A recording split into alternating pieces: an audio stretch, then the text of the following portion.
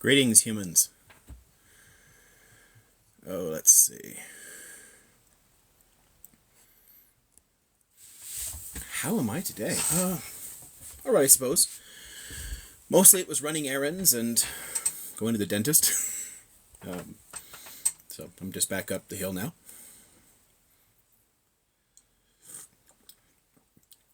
Aw, look at that. Somebody shared one of my videos on Facebook. How cool is that? Yeah, it was a nice mellow day. Which'll help. I gotta dive back into more grading tomorrow, so it's good to take a day off every now and then, just for I don't know, basic mental health care, I suppose, physical health care. You know, not be too hard on yourself. Oh, hello. Yeah. Break has started, such as it is. I mean that I don't have to drive down for classes. I still have a ton of grading to do and a chapter to write and all kinds of crap to do. But I've got, oh gosh, how much time do we have here? My first class starts back in on the 2nd of January, so not long from now. But it's nice for a little while at least to get out of the driving. So I'm pretty happy about that. How smart are my students based on my grading? I'd say that varies rather a lot. First off, you can't really judge someone's intelligence based on their kind of work, but at least their experience, how well they're thinking about things, some of the way they've trained themselves at least. There's a lot of genuinely good work I get, and there's a lot of stuff that shouldn't have passed muster in high school. So it's like in the upper division classes they tend to do fairly well.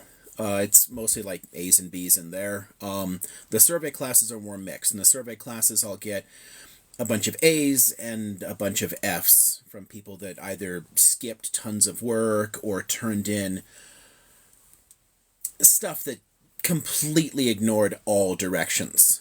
So it's a broad mix there. But in the survey classes, a lot of people are still learning how to be a college student anyway, and that's totally to be expected. So, but I'd say just based on some of the upper division work I get, you get a lot of genuinely bright people, and I quite enjoy that. My classes all end up covering various general ed stuff, so even the upper division classes can be taken. The only ones I teach that are mandatory are are some of the survey classes. So like you can't finish the university degree without taking world history. So when I get a world history section, yeah, I'm getting a mandatory class. And plenty of people in there have zero interest whatsoever in history or anything else. Hi, I've got somebody here that's decided my arm is dirty and in need of licking. Hi. So in those, yeah, there's people taking it for a required kind of credit. But I teach more upper division classes than lower division. And those aren't required for anybody. There are people that genuinely found the topic sort of interesting, and I think that really reflects on their work. A lot of the Fs are, people that are just screwing off. They thought, well, I just got to take this thing. I don't really want to take this. I'm going to see if I can skate by the way I did in high school or whatever. And yeah, that doesn't work with me. I'm not that hard a grader. I'm not terrible to people. I tend to be nice about my requirements because I know I'm throwing a lot of stuff at people and some of the projects are complicated to think about. And it's more the exercise than anything else. If you can get people to read, if you can get people to think about it and write about it, that's kind of important already. That in itself is valuable. It's training your muscle here, if you're putting the time in and doing that reading and thinking. So I'm happy enough in most respects there, but if people don't even follow the directions, if people don't even try, I mean, what am I supposed to do with that? Yeah, of course it's an F. I mean, come on, what are you talking about? I mean, you can't really give me like chicken soup recipes and expect a good grade for it. That doesn't really work. Let's see. Oh, I should do that thing where you notify people. I always forget that. Let's see. Let's hit some of these here.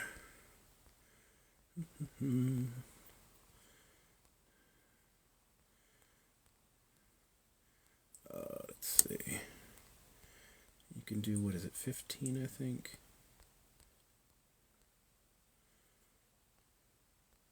Oh, that's it. So, okay, first set of invitations out. Let's see who else we can let know.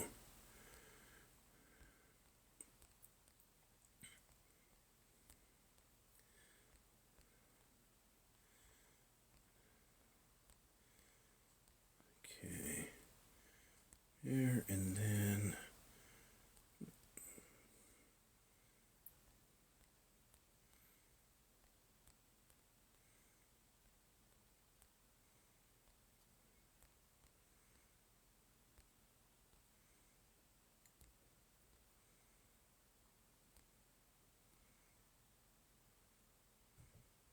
Yeah, there's a few at least.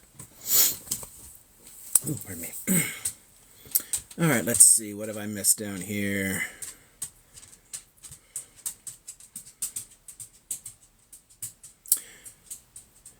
Shared the live. Ooh, hey, somebody else shared it too. Hey, okay, let's see. Yep, sharing is nice. You remind me of someone I know from Cali. Last name Margolis.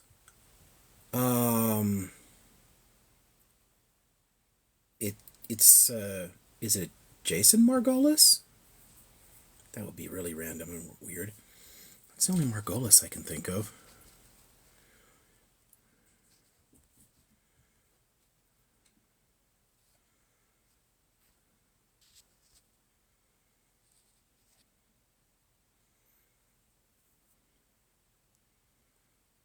Let's see. Hey, there's some familiar faces in the viewer part.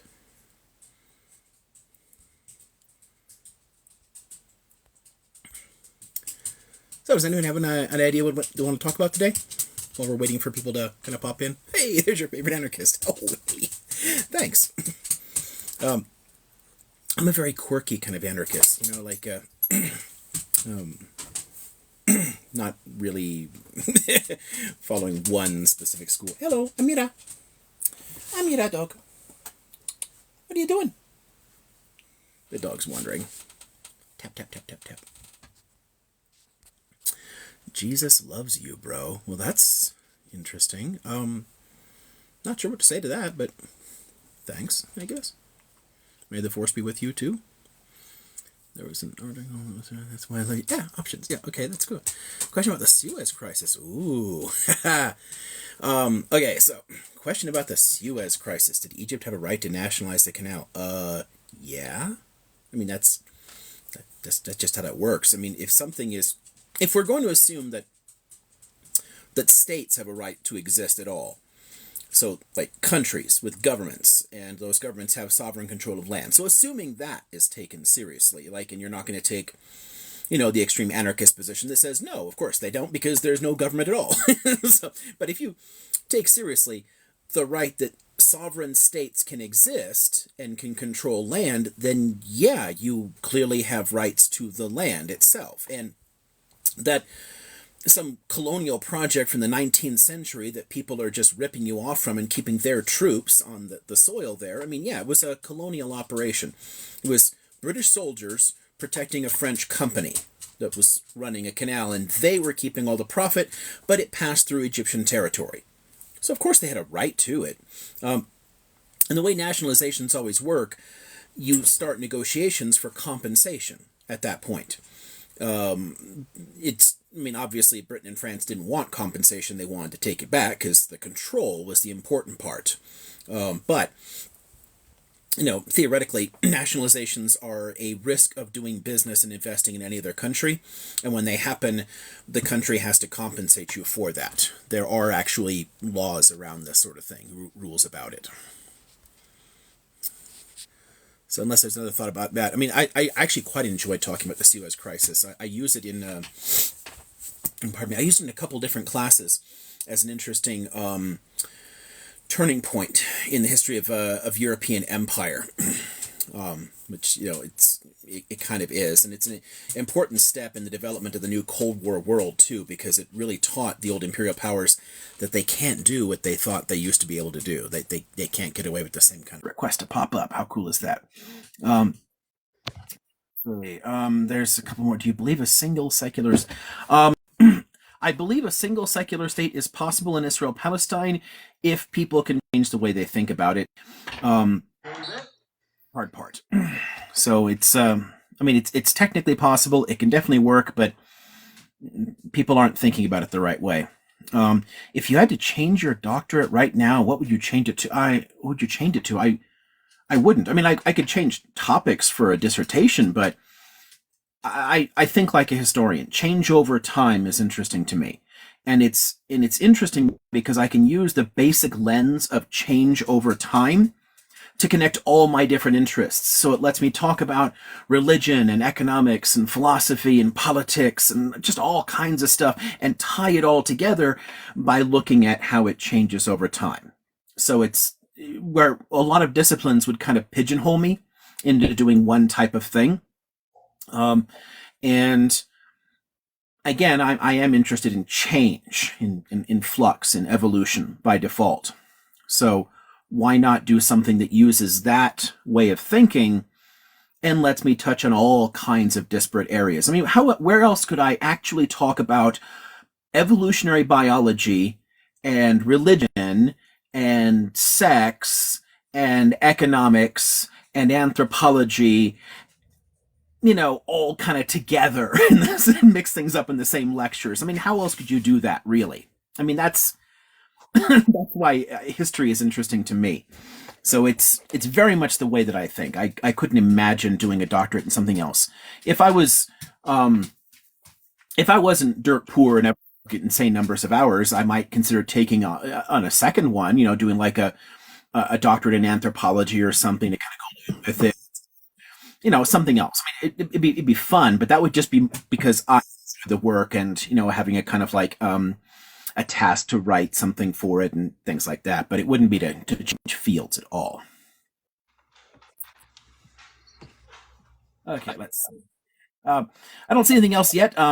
Is it AT or Yeah, yeah, I go by Andrew. How are you, man? hey Andrew? Hey, good to see you. You hear me? Yep, I can hear you. I just wanted to ask a question, maybe open up some discussion. How do you feel about the timing of Rishi Sunak's call for a quote unquote sustainable ceasefire? I mean, obviously, it fits into the growing economic pressure because he had no interest in it before. I mean, and was perfectly willing to discipline members of his own cabinet for suggesting it. Right. So, yeah, it definitely fits that, and it does add one more potential layer of pressure on the U.S. to do it. Not enough to actually force it, but it opens up a space for that, which is nice. Right. But hey, BP's theirs, so it kind of makes sense. Exactly. Yeah, Yeah, no, I find it. I mean, I don't know. Obviously, there's talk about how he has personal interest in BP, and I find it pretty alarming that we can still live in today's age and have our personal financial kind of investments and situations be tied to diplomatic policy that encapsulates violence and war. It's pretty insane to me, man. it is. It would be nice to think that the world was actually growing more ethical, just because a lot of us want to head it in that direction. But politics is a very dirty business. Most politicians are deeply corrupt. Countries are all really about power. It's never really principle. Whenever a country takes a principled position, it generally has nothing to do with the principle at all, even if they align with the right side. So countries that were calling for ceasefire, oftentimes they're doing it for their own particular political reasons because it advantages them with a particular group that they want to appeal to. That's that's just the nature of our political structures and one of the problems I have with power politics in general. It's being an anarchist. But yeah, it's everything about it is always going to play out that way. It's not really something new or different. Right. Yeah, close up. Yeah. Minerva, say hello. Minerva. Salute. What's her name? Minerva. Or Minerva. Minerva, if you want to like anglicize it. And, I got you. yeah, I got you. I got you. so I also call her Nerva and Nerva. You shorten it up. Yep, yep. Are you Nerva. you're a professor yourself, or? Yep, I am. I'm a historian. Awesome. Awesome. Yeah, I studied international relations. I don't really work in the field, but I have immigrant parents that forced me to go to college, and I wanted to do something that kind of interested me. Um, so yeah, I College isn't really about job training anyway. yeah, It's about making people, more well-rounded, more critical thinking person. I mean, you can most of what you need for a particular job, you're going to learn on the job. And if you studied it in a college classroom, it's outdated by the time you're in the field anyway. right. It's more a matter about preparing you here. So always choose what's most interesting to you. Don't believe all the yahoos on anybody listening. Don't believe all those yahoos on social media telling you like, oh, your degree in gender studies isn't going to help you in the real world. Yes, it is. It absolutely is. Study what's interesting to you, and then apply the skills you learned there to whatever career you want. Yeah, I totally agree. All right, man. I just wanted to come up and introduce myself. I don't have too much time tonight, but I'll be back, man, and we'll have some cool discussions in the future. Oh, no, yeah, I appreciate it. These are a lot of fun. So I yeah, agree. I join agree. anytime. Keep doing what you're doing, man. We all appreciate you. Thanks much. All right, Liam. Hello. Oh, Minerva. Hi, little kitty. Yeah. Who is that? So, Who's talking to you? so precious, Well, Bona. so regal. Yeah. She's a goddess. She is. Or she's going to be Uh, regal. Thanks for coming up a lot more lately. I hope your break is going decent. Hope the fence is going well. Yeah, that's done. I still have to Nice. fix the gate up. Um, you know, I'm gonna have to wait until some of the weather gets a little bit better. But I've still got to do basic hardware for the gate. Like drill a Yeah. hole, put the little stake in, and crap like that. Yeah. But all of the actual construction is great. So that's one more project done, just in time for the snows. And I've got a little bit of break from physical crap in the yard until the spring when I get to start doing things. Nice. Oh, God. My yard is crazy. I have to. I'm Um, in the spring. I'm going to restain the entire house, so that'll be fun. oh, wow. Yep. I just want to welcome my friend Nichelle, who is super smart and passionate and amazing, and my friend Dex, who are here. I've told them a lot about you, and Dex already is aware of you, but I'd love it if Nichelle had a great question and wanted to come up. What I've been thinking about is asking you a hopeful question, Right which is, I've been thinking about like the third party candidates and how we get really hopeful when someone wants to work for the American people, blah, blah, blah, blah, blah. Right. And then they end up basically just getting like fucked by the establishment, by whatever. They get, like dragged, in the press, all this stuff. So, what I've been really curious about is leaders in history who have not gone along with, what they're supposedly supposed to do as far as getting on a ballot, going through all this. Leaders in history, whether it's American history or anywhere in the world, who have led the people to a revolution. And I guess also kind of like, because to me, it feels like maybe we need more than just one leader for such a big revolution that hopefully will happen long term. I don't have a lot of hope, but I want to have hope. And we have a lot of young people, So anyway, I'm just curious if you want to talk a little bit, if anything pops to mind. Leaders who do not go along, leaders who are rebellious. They're not going along with the way the system is set up, but they garner that energy to make a movement successful. Okay, so do you mean leaders who are entirely outside the political system, Yes, or ones sir. who take Yes, an sir. unusual way of getting into the political system? Entirely out of the political system, because I feel, and maybe I'm wrong, that the way it's set up now, there's no way that we can infiltrate that. So you're talking then about like street politics, just organization of people, mass movements, that sort of thing. Yeah. Yeah. I mean, just tons of like major labor leaders. I mean, I don't look at like the Eugene Debs when he's leading like the rail workers and things like that, or I don't know, the sort of like the social justice, civil rights type movements. So like your Malcolm X's and Dr. King's, things like that. There's there's tons of people who have risen to prominence leading significant social movements that have had an influence. Um, but as far as generating fundamental change, that does require, in some way, transforming the political system. So it leads mostly to, um, like cultural and social effects, but not really political ones. It doesn't like transform the society as a whole because you're kind of cut out from that still.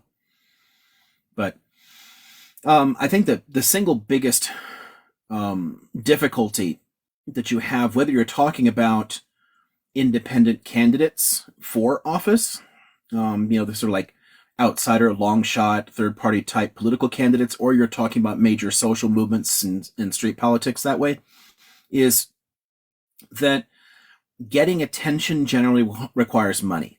You can luck into it and you can end up getting the media to do the work for you, but that's really like lightning is more likely to strike. It's not really that common. So there are people for whom it happens, but to really get significant momentum requires the kind of organizing that can actually generate some fundraising for a movement that can then, get the speakers out there and in front of people and whatnot, because it does cost money to show up somewhere and talk to people or, get on TV or anything else. So I think that's the single biggest obstacle. I mean, you look at like the single best third party candidate ever in the US was a former president. So he had a platform already. People knew about him and the press was going to cover him by default. They didn't have much of a choice. Without that, no one's ever really been able to generate the kind of independent attention from media. So it would require the fundraising, the money for it. I mean, that's the downside for tons of movements like that.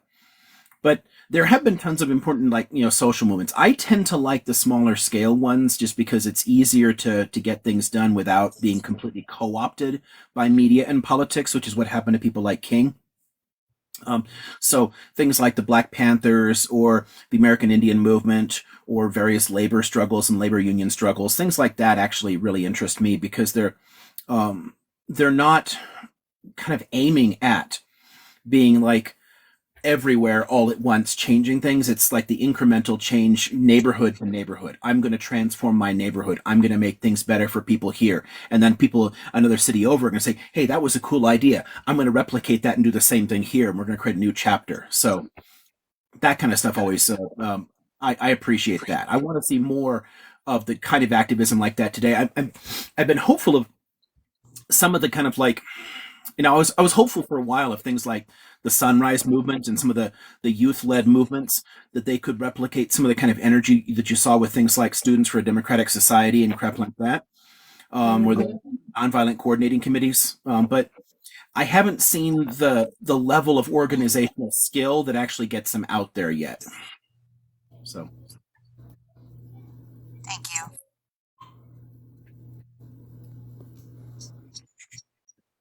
Hey guys. Hey. What's up, I think dude? was here and then Huh?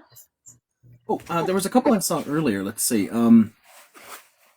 Somebody asked, "Is there anything that I wish I hadn't learned?" No. um, I study a lot of really depressing shit, but no. So I don't know how else to answer that. And then somebody asked, how strong is your belief in self-government? And that is unshakable because it's empirical.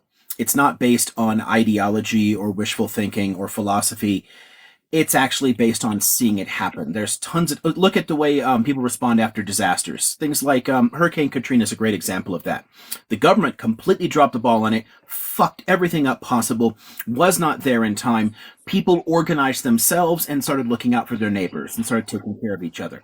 That happens in every major disaster. There's always people who step up, charge into the fray, and help their neighbors out. That's a kind of like thing you need to see in order to know humans are capable of this. And if you take the long lens in history, which I tend to do, 1 foot in the ancient world, one in the modern, you can see that for most of human history, we did not have, political power structures. You didn't have a city council running things. People organized themselves. People policed themselves. You didn't have a government that actually gave a shit about you. For most of human history, the government didn't know who you were and would never interact with you in any way or provide anything for you. You took care of yourself on the local level. That's been our norm, like for most of our existence. So it's hard not to believe in that because you can see it over and over again. I agree with you, and I always find this comes up in the topic of Palestine as well. Oh, who was the president of Palestine? That's like the first question that they ask. And it's funny because if you look at Palestine, it's exactly what you're talking about. They had local governance, right? You had the local government of Jerusalem, Jaffa, and so forth and so on, right? Like every city had a local council. Exactly. They had the notable families. They had people they Hmm. could turn to, people who Yes, were yes, Zaydani, yeah, so exactly. yeah. Husseini, and long list of local council, just as you said. And we did have that, the Ottomans who were ruling over us. But, like, believe it or not, like, nobody was really in favor of that. And obviously it is believable because of who would be in favor of being exploited by a government, right? And that's exactly what the Ottomans did to us. They came in, Well, they forced taxes, conscription, all these things, and yeah. Palestinians did many things. Yeah, yeah, I would Those love to two hear your things, perspective. Yes. those two things are what governments have always done. Hmm. And this is one of the fun things too. I love getting this kind of crap from Hmm. from right libertarians too. They're talking about some weird wonderland in the past that never really existed. As soon as there was a government, they taxed you. That's what Hmm. governments do. Governments tax you and they draft you into wars. Governments are always held up by force, and governments are created by people with money because that's how you protect having money. If I have more than somebody else, why would they not, how do I justify that? How do I justify, hey, I own the land that you're on. You should pay me for that. Like, no. Well, I'm going to create a government that can force you to do that. Governments have always forced their will on people, and the two things that have always existed is warfare and taxes. That's what they Hmm. do. So, yeah, why would anybody find that desirable? It's why a lot of the Exactly. reforms, when the Ottoman Empire started liberalizing and Hmm. started taking on responsibility for new areas, because that's what European governments were doing at the time, hey, we're going to build some infrastructure and some schools and prisons and shit. Uh, People didn't understand it and people didn't believe it because governments never did that before. Hmm. It's just not normal. So, Hey, that's actually pretty cool. I have to ask you more about that. Uh, yeah, I'm definitely happy to talk about it for sure. mhm. There was, that was one I saw earlier. There was, oh darn it, I totally forgot there was one of the ones. Oh, well, I'll save one. I'm trying to catch some of the ones that go by in the chat because sometimes people watch for those things for me. But somebody said an alternative that kind of falls directly on this. If you don't have big centralized governments, Mm, then you have decentralized local governments. People right, always organize themselves. right. Self organization and self rule, some kind of organization in order in society, that's not incompatible with anarchism. Anarchism doesn't oppose order, it opposes hierarchy, it opposes unaccountable power structures.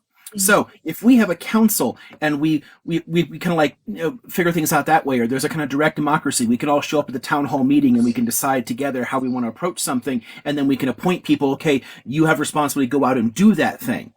That's not government. Like by mhm, definition, it's not government. It's a kind of governance, sort of, but it's just social order. It's how people have right. always organized things. So how you deal with bigger issues internationally, like on the kind of like, if we think in like contemporary terms, how would you address things like global warming? That's where, for me, I would like to see a kind of radical decentralization in politics, tons of local power structures, but a kind of nested layers of confederation. So you can kind of like link together and talk to each other and send representatives at higher levels to make decisions jointly in order to tackle bigger questions. Oh my God, somebody just asked if I like Vivek. Hell no. God damn. There was a I'm sure question. that was a joke. That had to be a joke. There was a question way back that Nichelle had, but she's up on the panel. And then someone asked if you wanted to discuss the land back movement. Um, okay, I didn't understand the first thing you'd said. Oh yes, I said it was a joke. Good. I got land back. So So Nichelle, who's up on the panel now, asked a question a long time ago, so I figured I'd let her ask it.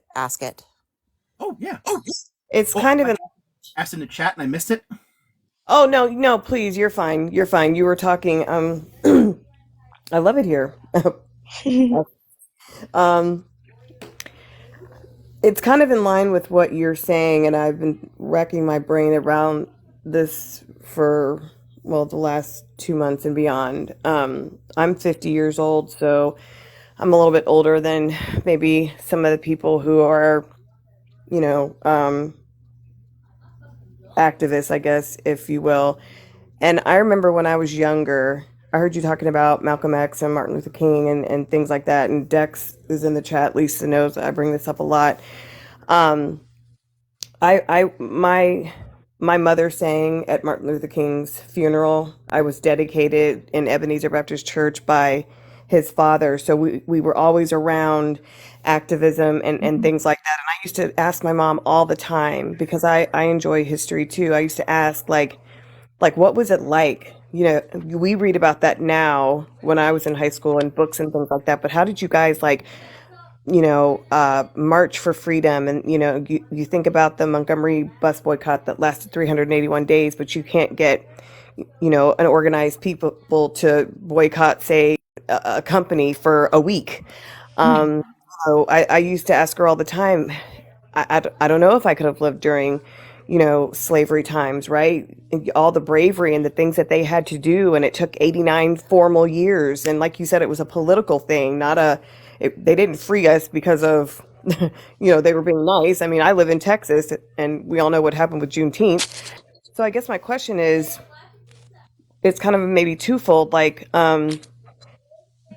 do you have, hope that the generations that are coming up now can do more of a sustained, smaller social movement that can have an impact, like the 60s and the women's movement and what was going on like with the Vietnam War? I see so much passion and I appreciate that in the younger people. And I always remember what Malcolm X said, we're not outnumbered, we're out organized. You know what I mean? We can't seem to like collectively, get things together. I mean, you'll have little pop-up groups. I'm not saying that. I'm extremely encouraged by what we're seeing, but something as big as, say, the George Floyd, that kind of had a global response. This right now is having a global response, and who knows, years from now it could be something else. But based on your, study as a historian, do you think that the mix of generations in this now current day and age, do we have what it takes to affect, some type of social movement that's a little bit more lasting and not just a trend? As people, yes. In terms of our organization skill, hell no. And there's a couple of structural factors that are involved there that we need to overcome. One of the things that made things like the Montgomery bus boycott possible and tons of previous waves of social transformation, it's kind of social revolution stuff, is that communities were more tight knit and took care of each other, so they knew each other, they interacted, they had a way of supporting each other because they were tied together in a much more intimate way. They met physically in the same places and saw each other all the time. We are a lot more balkanized. We're a lot more separated. We're a lot more clued into our devices and in our own little lives and living in our neat little boxes by ourselves and not like in a much more tight knit community, like in a whether it's a rural village or a tenement. You're not as like we're not as close together as other people, so we don't learn to interact with them and build communal organizations with them. And a big factor driving that really is, I mean, it's the way neoliberal capital works too. It's going to keep us dependent upon an owner class. We don't have, because we don't have the social safety nets of a community that can support us, that can help us out. It's a lot harder to take risks because you're dependent upon those bosses in order to pay the bills. When If we can build alternative mutual aid networks, if you can build the kind of communal organizations that can take care of people, think about here's a fun one here for the although like the pro-Palestine type people, right? Think about, why did the Muslim Brotherhood succeed as a group when it was created, right?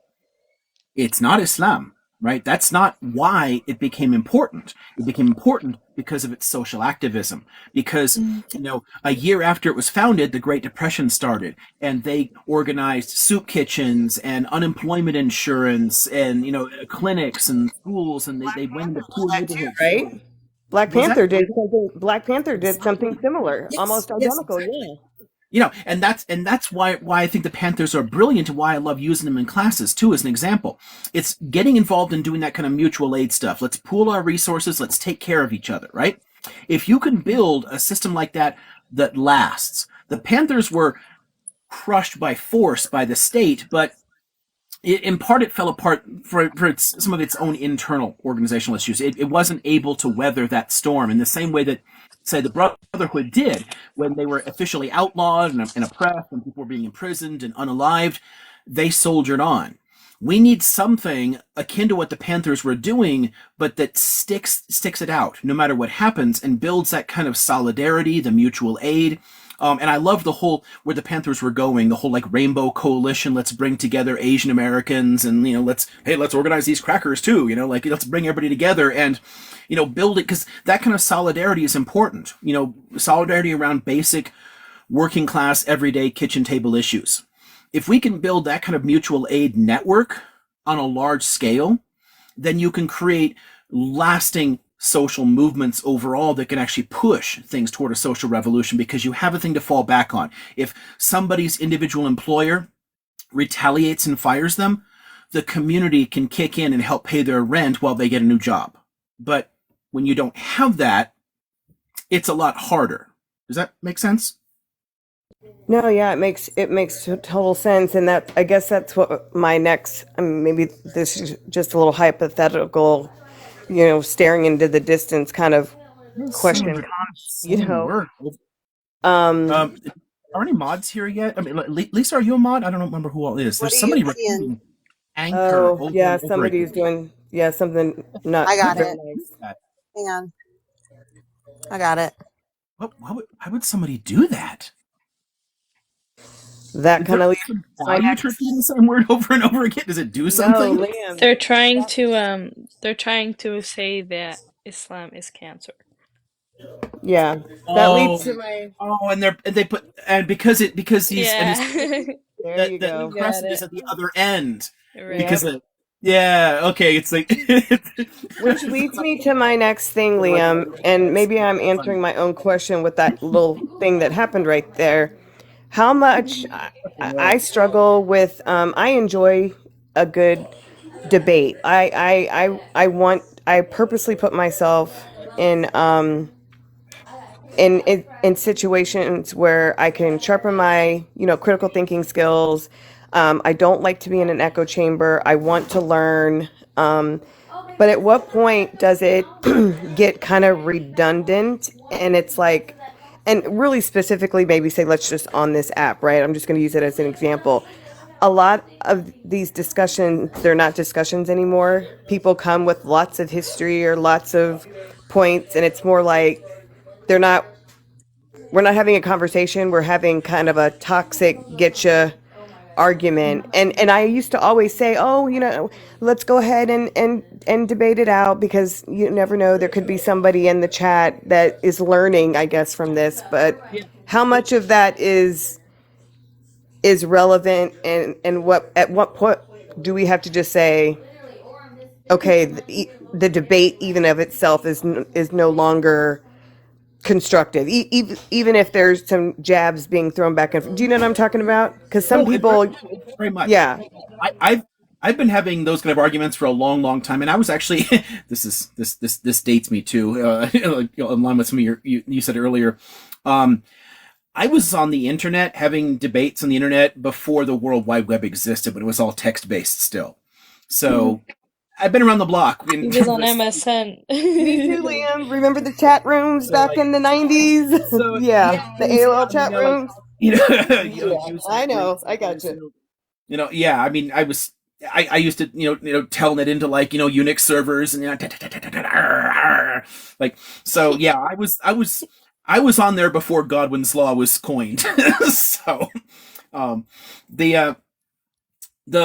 so I'm very familiar with the culture you're talking about, and I've gotten to where I don't engage with it as much anymore, but I think that's largely a function of time. I think there's no hard rule on this, because I'm kind of two minds. So, as often happens, I'm going to give you like a gray area here. I'm going to give you like two different answers. On the one hand, that kind of discussion doesn't generally change minds for most people. It's not going to affect the other person on the other end. Most of the time when people are having arguments on the internet, they have no real interest in changing their mind. They're just trying to beat their chest and, it's a bunch of territorial pissings. It's not really an actual debate. But there are people, as you say, that are watching. And by engaging there, you can help people from falling into that rabbit hole in the first place. Because a lot of times their rhetoric is quite practiced. They've worked out certain ways of doing things, and they can suck people in with something that seems believable. And most of us don't have the time to really engage, to learn enough about this stuff to see where are the problems. So tons of people end up falling down like a far right rabbit hole without having any idea like that's what they're doing. So having people in those discussions is a way of helping to save other people. But it takes a toll on the individual as well. It not only eats up your time, but it can eat up your emotional resources. It can actually create some toxic dynamics in your own life as well. And I've had some people worry about this, that like if you're engaging with people, that maybe you'll end up using some of the kind of like, techniques or arguments or rhetoric or like, insults or whatever in your regular life. It might bleed over in some ways, or if nothing else, it can also just genuinely make you miserable, because interacting with terrible people all the time is depressing. So I would say to anybody who has the patience and the time and is willing to learn the right techniques to engage in those ways productively so that you can steer people out of that shit, do it. I'd say that's great. Do that. But if it bothers you at all, don't do it, or take breaks from it. Like, oh, I'm not going to do that at all for a few months. I'm going to like calm back down and then I'll dive back in. Don't let it get to you. Because for a lot of people, it does have a really negative toll. But I do think that it's something important to do, and it plays into the whole balkanization I was talking about a bit ago, how we're kind of cut off from community. We don't engage as much with people with whom we disagree. And if you're, living in a small village or in a tenement surrounded by other people, you're going to be interacting with tons of people with wildly different perspectives and emotions and morals. And you have to learn how to interact among different people and, how to reach them. A lot of us no longer have those skills. So we're comfortable talking to people who are already like us, but not really people who are very different. And I think that that's a very important skill to gain. If we're going to actually make a difference, if you're going to actually build towards some kind of major social change, you have to convince people with very different moral and ethical understandings. You have to be able to reach them somehow. And the process of engagement can teach you those skills if you're approaching it the right way. So does that make sense? It's two different answers basically, but I they see go Gus together. and Lisa over here. They know how I engage with people, and that just affirmed me. So I can. Someone just No, asked if I'm a liberal. That's fun. well, no, I would call it nuance. I love it, and you're right.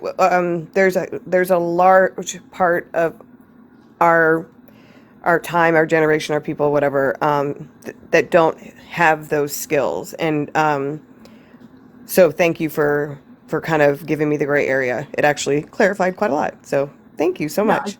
I think the important thing is learning the skills. And you do that through engagement if you're going at it with the right attitude. If there's a possibility of falling into the same kind of chest beating debate bro mentality that people are bringing to it, and if you find yourself tempted to that, to anybody who's doing this sort of thing, and they just like getting in arguments, insulting people, and I'm going to take down these idiots. Don't do it. That's actually not helping anybody at all. I It's actually, agree. for the people watching, it's actually harmful. It's actually going to make them more sympathetic toward the fasci types or whatever. Hmm. Um, I complete. if you have the patience to engage well, then Right. please. And you never know what I remind people all the time. This is not like a podcast, right? You're scrolling through. So you never know what part of the conversation you're going to stumble in on. And so you're right. Kind of be careful with how you engage, how much you engage, that type of thing. Somebody could take it out of context and it's not helpful. So great. Gang stalking LA, would you mind muting really quick? There is one question that I just wanted to grab out of chat from a long time ago. It's always in order. And it is, how can we overthrow the privately owned Federal Reserve Rothschild's banking cartel reserve? It's a good one. How can we do that, Liam? Okay. Give it to us in 3 easy steps. First off, you have to get out of the conspiracy mentality, because the Federal Reserve is not private and it's not run by the Rothschilds. That's just bullshit. It's complete nonsense. It does have contributing investors to it that get a small bit of the profit from it, but they have no control over it. It's not how it works. It's literally a branch of the federal government. It's literally part of the federal government, governed by laws, and it is regularly audited. So all these Ron Paul ditto heads out there, we should audit the Fed. Dude, it's fucking audited constantly, and that data is there publicly. It's intentionally dishonest because it's trying to appeal to a particular type of person. Now, how you get rid of it, we have to break the international financial order, and that's much more complicated, because it exists because it is actually necessary in the post-Bretton Woods neoliberal economic system that we have. If you took it away without changing the overall economic system, we would be immiserated. We would be far worse off. When people talk about, hey, we should get rid of inflation, yeah, okay, I can kind of see where that's going, but you know what? Inflation is kind of better than being trapped in permanent debt penury. Honestly, it lowers the burden of our debts. If the dollar is worth much more, then it'd be a lot harder to pay things off, and our current existing system would throw far more people into poverty. The current system actually did help to lower the overall poverty rate. It's problematic, it's fucked up, but that's because capitalism and neoliberalism are fucked up and problematic, not because of the banking system itself. It is a part of a much larger system, which is why central banks are absolutely the norm and are run pretty much the same way in most places. They kind of go with that post-Bretton Woods neoliberal economic system. It's like part of it. You can't really get out of it. So we can't escape it without critique of the entire underlying architecture, because it's intimately connected. And no, it's not privately owned. And globalism itself, globalist bankers, that's literally an anti-Semitic conspiracy theory. Please don't waste my time with shit like that. It's just, people can beat their chest and say, I read a website somewhere all they want. I literally study this shit for a living. It's not actually true. People get to put cash into it, and they get a small amount of cash back out of the system. That's it. They don't own it. Nobody owns the fucking Federal Reserve. You can actually read the fucking, I mean, assuming you have like basic high school literacy, you can read the laws and you can see how it is governed. It's an independent branch of the federal government. It's not privately owned. It's a really compelling conspiracy theory to a lot of people, and honestly, one of the reasons it's so compelling is that it plays on old anti-Semitic tropes about Jewish bankers and globalism and the way that finance like that will control things. Finance is a problem. Finance capitalism is a huge problem, but it's nothing to do with like that's all just a symptom of it. You know, it's like we're getting distracted by old anti-Semitic conspiracies instead of talking about the real fucking problem. So yeah, please don't waste my time with like it's privately owned by the Rothschilds and everything else. Oh God, it's so cringy. Take a deep breath, shake it off. So I don't believe Celine got a chance to ask a question, but I just want to let I've been kind of watching you Gangstock in LA and Fragile in the chat. Just so you know, this is like an kind of an educational discussion. It's not really like a debate situation. But yeah, so I think Celine, did you have a question? Okay, can I ask a follow-up question? Because Yeah, I have to go, but I'm just listening in for Celine now. first. But you know, Faisal's got it. Is I'm it sure he a might ask the follow-up? question. No, He no. might Celine, ask it. ask your question first, since you gotta run. No, I don't have a question. I think the Uh, question that you might ask might be similar to Okay. what I was gonna No, say. I just wanted Liam to explain what are the alternatives to the current central banking system, because this is something that I understand, and this is something that I know why we have it. And that's I really don't like conspiracy theories, especially when the name Rothschild, because people really love to obsess over that name, and that gets on my nerves every time, because there is no point and there is nothing to back it, and we understand the backstory behind it, why it was a thing for some time, and who actually are the companies that now have way more power than any family in the past, including the Rothschild. We understand that now it's run by companies for the most part, like BlackRock, which is an investment company. They have power, they're not running countries. That's not true. But yeah, and in the early 1900s, we had people like JP Morgan and people like that who were way more powerful than the Rothschilds ever dreamt of. Okay, but Holy shit, yes. I mean, the Rothschilds were in decline by the beginning of the 20th century. They're really only significant like the mid 19th century. You know, like I mean, they were a minor banking clan. They rose to power briefly in the 19th century on the backs of like early imperial projects. They needed money for like imperialism, and then they fell because a banking family just doesn't have the reach that you know people would have later. And when the global center of like finance shifted to New York anyway, since the Rothschilds never actually gained a foothold in the U.S. This is one of the reasons I find it so hilarious. People think the Rothschilds own the Federal Reserve. They were never significant in American banking at all. They literally were never involved here. The New York becoming significant in finance is why they became essentially irrelevant in the global finance circles. and yeah, go ahead, Doctor. But you're looking like what are alternatives, right? So like, do you have a specific? Exactly. That's my question. Okay. What are the alternatives? And that's something that I'm intrigued. Okay, I have some very mild idea of how it would look like without a central banking system, but I want you to elaborate on that. What would happen if we don't have central banking systems? How would the economy look like? How would the government look like? And how would the currency be managed? Yeah, there are a lot of tricks there, because if you're going to have a globalized capitalist economy, it's very difficult to find a way out of it. Some kind of banking system is going to be needed that can actually regulate the currencies and actually keep track of all this kind of shit. Because otherwise, international trade on the scale it exists today is not possible. Trade before the contemporary period didn't work in the same way. It was either you had massive runaway corporate control where they had their own private frickin' armies and were engineering wars themselves, or trade was actually very, very small scale and mostly in luxury goods. And neither of those are really desirable. If we're going to have the kind of like commodity trading and consumer goods trading that we have today, then some kind of international financial structure kind of is necessary. For me, the best alternative is a kind of public banking model that's set up sort of nonprofit. So if you had a kind of like, I don't know, if a Bank of the U.S. existed that wasn't set up as like the current Federal Reserve, which is basically meant to stabilize the currency specifically for Wall Street investors, but was instead thinking, how can I best manage the economy as a whole and help ordinary people? Then you could have, for one thing, interest-free loans, right? Here's a loan. You can pay it back when you can, but we're not going to charge you interest on it.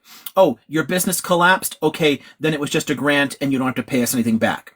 Because with interest-free loans and forgiveness like that, then more people would feel able to start businesses. There'd be more entrepreneurship. There'd be a much more dynamic economy, and small businesses wouldn't have the 90% failure rate they have today. If you want to talk about the failings of systems. I love when people say like, oh, socialism always fails. Oh, capitalism is great. 90% of businesses fail. That's telling you there's something wrong with the fucking system. And the banking system is a huge part of why that's the case. So set it up in a completely non-profit way that instead privileges Main Street, not Wall Street, and instead watches out for ordinary people. And if you do it that way, then it's management of the currency, the way it's going to inflate or deflate, can be based more on the impact on the real economy, which is the circulation of cash in a system, and not Wall Street, which isn't the economy at all. We have a kind of finance capitalist system that only really cares about the profits flowing upward to them. And that's what our central banking system is most designed to protect. We do need something akin to it for economies to work together, but it should be completely reorganized to focus on us and not a wealthy investor class. Yeah, because here's the thing, even Fragile, I just mentioned that answer, some answer in the comments. When I said, okay, what's the alternatives? He jumped to say communism is the alternative. And I understand communism, it's ridiculous. I never dove deep because to me, it's hilarious that someone would think that it's inevitable that the community, the human society would convert back to communism, because it's a terrible economic model, because you have almost no chance when you give a government that much power, and that's the main issue with it. One quick point there. Communism, big C, communism, small c, different things. Communist governments, big C, never achieved communism and never claimed to. They were always said we're on the road to it. Communism as an ideal, as a goal, involves no government at all. So it's a different sort of thing. Criticizing those transitional states and their concentration of power and all that kind of crap, yeah, I'm totally with you. There's flaws in all of them. But the idea of it itself doesn't actually tie to government. When people say that communism requires a government, they're telling you they have no idea what the word really means. But I don't think it's even necessary either. I understand the appeal for it. I understand that it can be a destination for some people, that it makes a certain amount of sense. I'm honestly happier with a kind of market socialism, because commerce has been around for as long as people have been settled. People being able to like, hey, I've got a few extra potatoes, I'm going to sell them to my neighbor in exchange for a pot that he's got, kind of thing. Like we're going to build up some kind of like exchange, right? Exchange makes sense, but exchange where it concentrates power, wealth in a few hands, and that creates power structures, unaccountable hierarchical power structures, that's the problem. So I think that's what we need to kind of defeat, not necessarily private exchange as a whole. So I don't really have a problem with like small businesses. I have a problem with corporations. Yeah, and this is actually something that I always think of, and this is something that what I believe is that capitalism in America, okay, I get that it's the radioactive capitalism, the ultimate version of capitalism, and it can be harmful. But the thing is, in the past couple of years, we've seen big corporations being audited, and that's a step towards a better situation. Because that's the one thing that we have now. That's the one problem that we have today. It's that we have corporations that can grow way too big, and can start to become to get to a size where they are actually harming the society, harming the economy, and crushing the middle class, and that's an issue. However, auditing or just reforms and that help the government to actually audit those big corporations, that is a step, and that's the only thing in my mind, the biggest thing that's actually missing, because I don't see the problem with an economy where people actually have a shot against the ultimate version of communism, where people will eventually be working, even just have a job, even if they are not really that productive. And this is my issue with it, and this is why I don't think that is actually a good example to say, yeah, this is where we're headed eventually, because no one should be expecting that. No one should be looking forward for that. Some people think that the fact that we have someone like Jeff Bezos, who has a couple of $1 trillion, for example, that's an issue, and that's something that we need to deal with. That money should be distributed equally amongst people. Well, here's the problem. If we actually take every single cent that the top billionaires in America have and distribute it on the people, or use it inside the country, in 8 months that money is going to run away. And we're talking about Jeff Bezos, Elon Musk. That money is not going to run the government for even a year. Their wealth is not enough, but it's actually running the economy as it is. Those corporates. Yeah. It's a drag on the economy, though. It actually slows growth, and the existence of corporations make it harder for people to go have a shot, because of the way that it concentrates power and creates tons of obstacles to small businesses succeeding. Again, 90% fail. That's largely because of the existence of corporations, and the idea of that audits will help. I mean, it isn't that corporations can get too big or too powerful. They were, by definition, that's how they were created. Corporations started as like joint stock companies in the 16th and 17th centuries. And joint stock companies were titans from the start that concentrated tons of power. And in the absence of any serious regulation, they ended up having their own armies. And that's kind of the direction we're going back to. So it's more a matter of abandoning the kind of the sort of policies that worked before to limit their power, i.e. extremely high tax rates on them, much tighter regulation of them, and, significant taxes on the investor class. Because if you're going to lose 90% of an income, why would a company bother giving you the massive salary anyway? It's just a waste. They would give you a lower salary that doesn't fall into that tax bracket, and they would reinvest more of that money in the company growing, and producing jobs and whatnot. So corporations worked a little bit better, for a little while, in the immediate post-war period, but it was still always a kind of like unsustainable system. And there are criticisms of like joint stock companies going all the way back to Adam Smith. It's always been a problematic model that actually concentrates power and slows down growth. So what's that going to do for people? This is where people often like mix up, like, capitalism isn't commerce. Capitalism is the concentration of power in like banks and an investor class. It's not having small businesses. When somebody says, I'm a plumber, therefore I'm a capitalist. Like, no, bro, that's not what that word means at all. Okay. Can I say something? Yeah, you're always going to have that with anything, even a college class. You're going to have people at the bottom, people at the top. With a corporation, you're going to have the best in business, and you're going to have the worst ones, and the worst ones are going to go out of business. So they don't, though. I mean, extremely 90% fail. Don't go out of business. It's not what the system does. That will happen with smaller businesses. But the concentrations of wealth and the way that finance capitalism is structured actually prevents these inefficient businesses from actually suffering the consequences. And it gives them so much control over states. And at this point, so many corporations are more powerful than countries there's no real check on them anymore.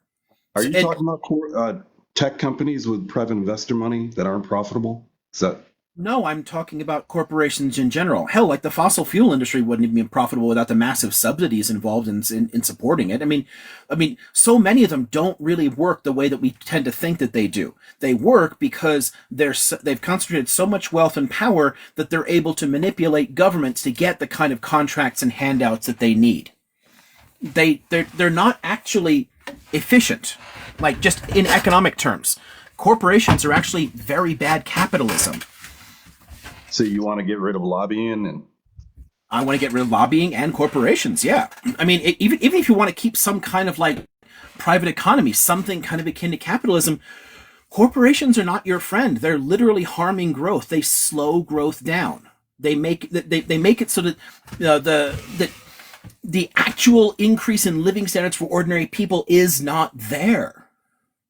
I mean, people keep talking about how capitalism raised so many people out of poverty. It's literally raised no one out of poverty. It's an example of how to lie with statistics. I mean, first off, when they look at that change across the 20th century, you're actually including a shit ton of these so-called communist countries, a whole bunch of socialist places, but even in the capitalist world where it's happening is the reason people were risen out of poverty was the creation of the welfare state and taxing people and redistributing some of that wealth to actually keep more people from falling farther and farther behind. Completely unregulated capitalism immiserated the world. It's why revolutionary politics were created in the first place. Socialism became viable for a while in the 19th and early 20th century as an ideal, largely because capitalism was not regulated, and it made people's lives horrifying. So states began intervening directly to support people to make up for the damage that capitalism and corporations were causing. But all that does is it shifts the burden onto taxpayers and governments to make up for that instead of actually dealing with the real problem. And we shouldn't have to have governments driven by taxes to make up for the damage caused by a predatory, inefficient system that's actually harming people directly. It's just a bass-ackward way of doing things. why don't they just tax the corporations more? We used to. And honestly, it did limit their power a bit more. They were still way too powerful then, but they used to be taxed at a much, much higher rate. And it kept our taxes lower. This is one of the things that bothers me about a lot of... This is true in Europe, too, and in Australia and whatnot, but it's particularly true in the U.S., where there's a lot of the tax-cutting rhetoric. They've gotten tons of ordinary people to call for lower taxes on everybody, but what that does, when you lower the taxes on the rich and on corporations, it directly increases our taxes. If you look at taxes on American people going back from like the 40s to the present, the taxes have gone up. They've more than doubled on ordinary people despite year after year all these tax cuts. Johnson's tax cut and Reagan's tax cut and W's tax cut and Trump's tax cut. They have all increased taxes on us because when you cut the federal rate on corporations and the rich, then states and municipalities and whatnot have to keep raising our taxes because they've got to get that money from somewhere. If the money isn't coming from money they're taking from corporations and the rich, at the federal level to then dump back to the states, then the states have to raise taxes. Then your cities have to raise taxes. Your counties have to raise taxes. So the net effect is people voting for lower taxes are literally voting to raise their taxes to fuel the oligarchy. It's such a damaging cycle. I mean, empirically, it's just nonsense, but people can easily fall for the rhetoric around it. Like the arguments, they sound convincing. Oh yeah, lower taxes. Because I want lower taxes too. I'm deeply resentful that my taxes are so fucking high. But my taxes are so fucking high because Republicans keep cutting taxes on the rich. That creates an inefficient capitalist system. Okay. Yeah, I agree with what you say. Because I live in Los Angeles, are you familiar with the mansion tax that they have there? I'm not sure. By that name, no. Yeah, it's pretty new. It was in April. It's basically puts a 4% tax on any real estate property above 5 million, and then Okay. 5.5% on 10 million. And they've used the funds from that to help all these social issues, such as homelessness and stuff like that. It's helped a lot. But as soon as the rich people in the area heard about this, they flooded the market and all tried to sell their houses. It didn't work because those types of houses don't Who move can on the afford market that? quick. Yeah, who can afford to? Oh yeah, sure. I got an extra 10 million lying around. Yeah, exactly. It shows how they're greedy. They don't want to pay any tax at all.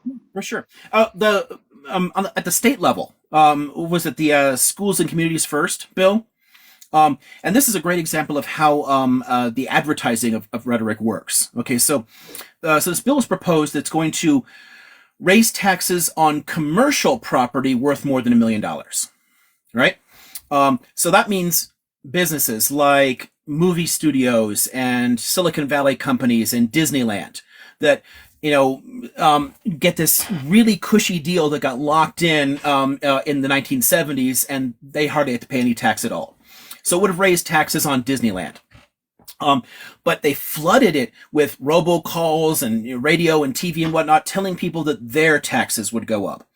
My mother heard all that stuff, and I had conversations with her. I love my mother. I kept explaining to her, and I kept showing her the text. Look, it says commercial properties. Yeah, but the radio says that my property taxes will go up on my house. I'm like, Mother, your house isn't a business. Your house is your home. Your home is not a commercial property worth $1 million. It is your house, so it won't affect your taxes at all. This is for Disneyland. But it didn't work. And it was soundly defeated. It would have actually greatly helped the state, and tons of ordinary people, and only affected rich businesses. But yeah, I mean, immediately people lash back out because they want to keep those low taxes. Disney funded a huge campaign against this stuff. It's very difficult to get that kind of stuff through. Honestly, the first step in the right direction is to actually do something about the lobbying, because this is a huge issue that we have in the US. We have the tax prep companies lobbying, and for the most ridiculous reasons. We have the oil companies that are lobbying, and all those different sectors. And that's an issue. That's the first issue that we need to deal with. Then we can jump into the follow-up issues and start increasing the tax, because as of right now, and this is the problem that we might face if out of nowhere the government decided to increase the tax on company and on corporates, they'll start to flee to other markets where they get tax breaks, and that's an issue that we dealt over the past couple of decades. So if we do that, that's the issue. That's the threat, is that some of those investors are going to move their money out, and that's going to cause some economical issue. So that's why the government is trying to play it safe, but that's a grave that we dug ourselves into. So I agree with you in terms of it being a core problem. I wouldn't say it's the first thing we have to deal with, because realistically that's not possible.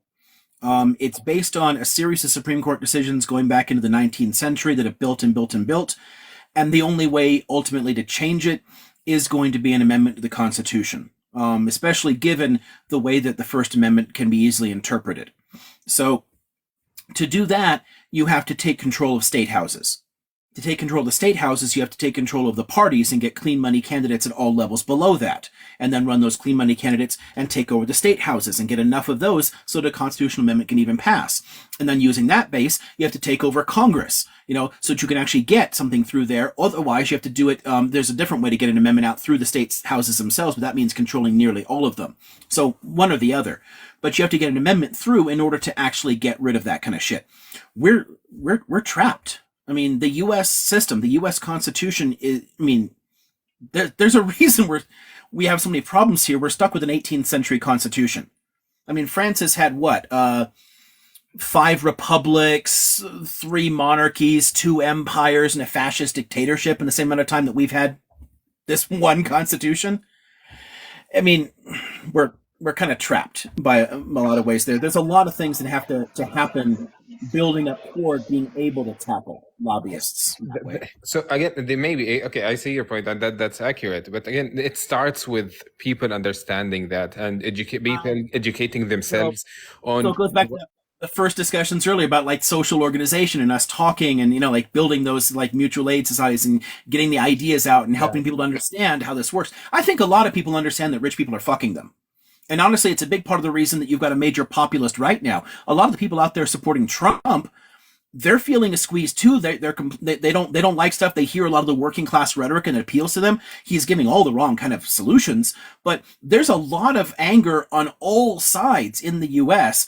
that you could kind of harness. People do kind of understand that these corporations are fucking us, but no one knows what they can do about it. And I think that is something we have to build up. We need to build up those lower levels to help explain that, to build that kind of community education so we understand how do we get there to fix this. Exactly. Thank you, And Doctor. Michelle had a question kind of on the same subject, and then I think Danny is next. And his question is relatable to what we've been talking about. Michelle, I want to ask about just getting average Americans to care enough to learn more about how to be involved. I know it's a pipe dream, Liam, but as you were discussing all these like wonderful talking points, I mean, we're always going to have, right, left, center, different ideologies and things, but I almost wish that we could have like a refresher civics class on how to be, better state and global citizens, because I know people, I mean, this has been highlighted with, the current war that's going on right now and wars all over the place. We head to Google, we find our tribes, we kind of, like you said, reinforce whatever it is that we're feeling. I mean, you could take that template and apply it to anything, right? Communism versus socialism, universal health care, blah, blah, blah, blah, blah. Like, I kind of feel like it would be great if we had a refresher type civics to kind of learn the basics again, about all these different things on how to be like a better, not a better, like intrinsically, like a more effective, like global and statewide citizen, because all these conversations are important, but like, how do we get like average people to Right. not only care, but like realize like it matters, like you said, to your life, or present them with options, because once you get it up into the political sphere, then like you said, it's rhetoric, it's how well did you present it, how much did your pack have to present that political message, and then we're kind of like in the same spiraling thing forever and ever. Amen. Kind of goes along again with what we were talking about earlier about social movements. Like, how do we get the global mind to shift to where this stuff matters?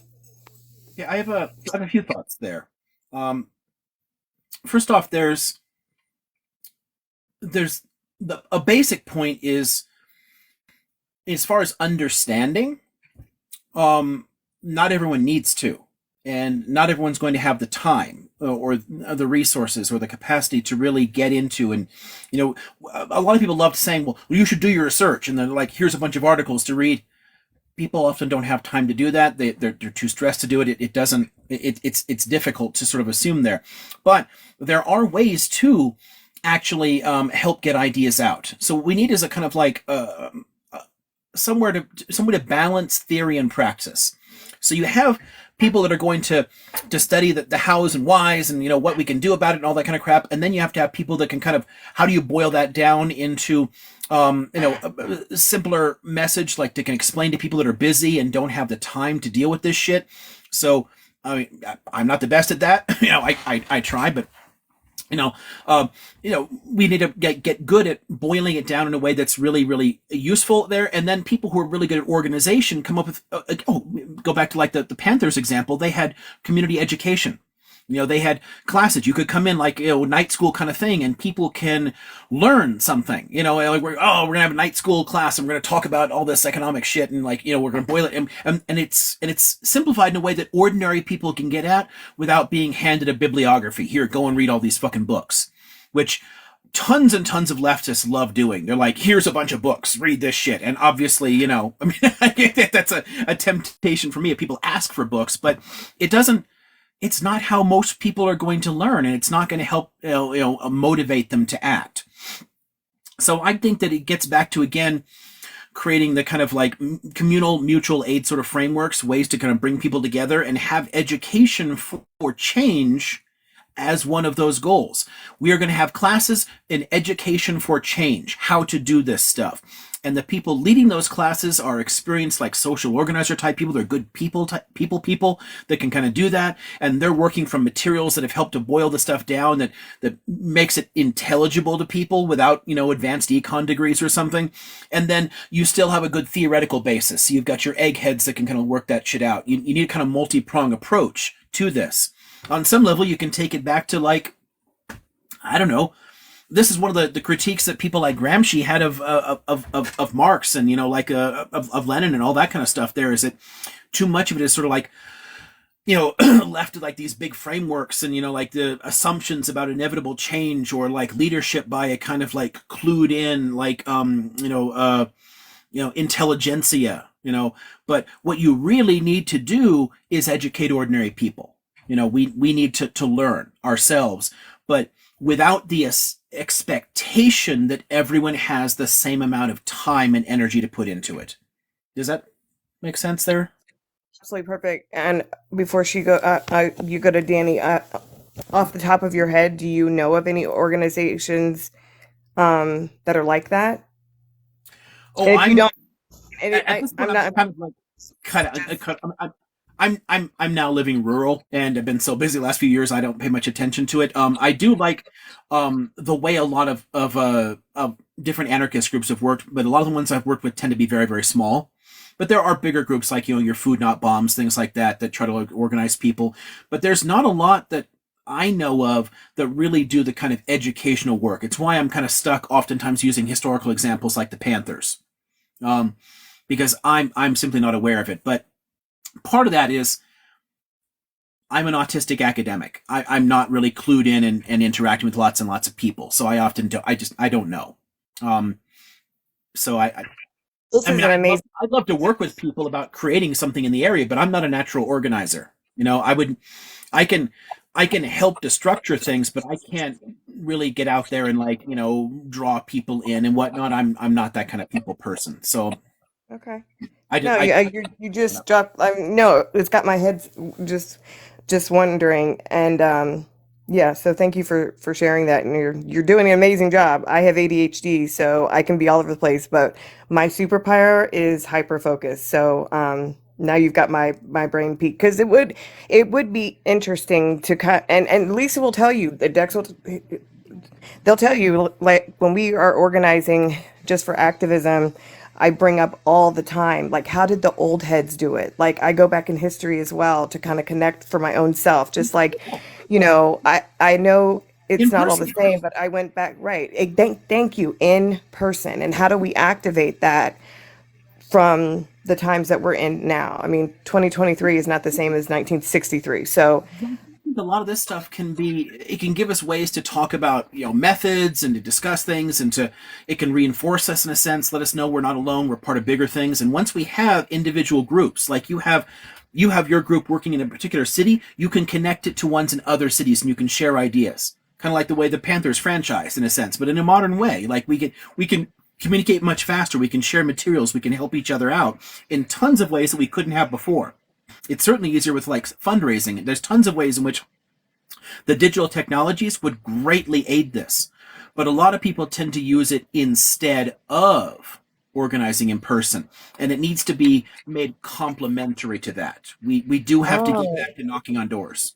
Yeah, no, good point. Thank you so much, Liam.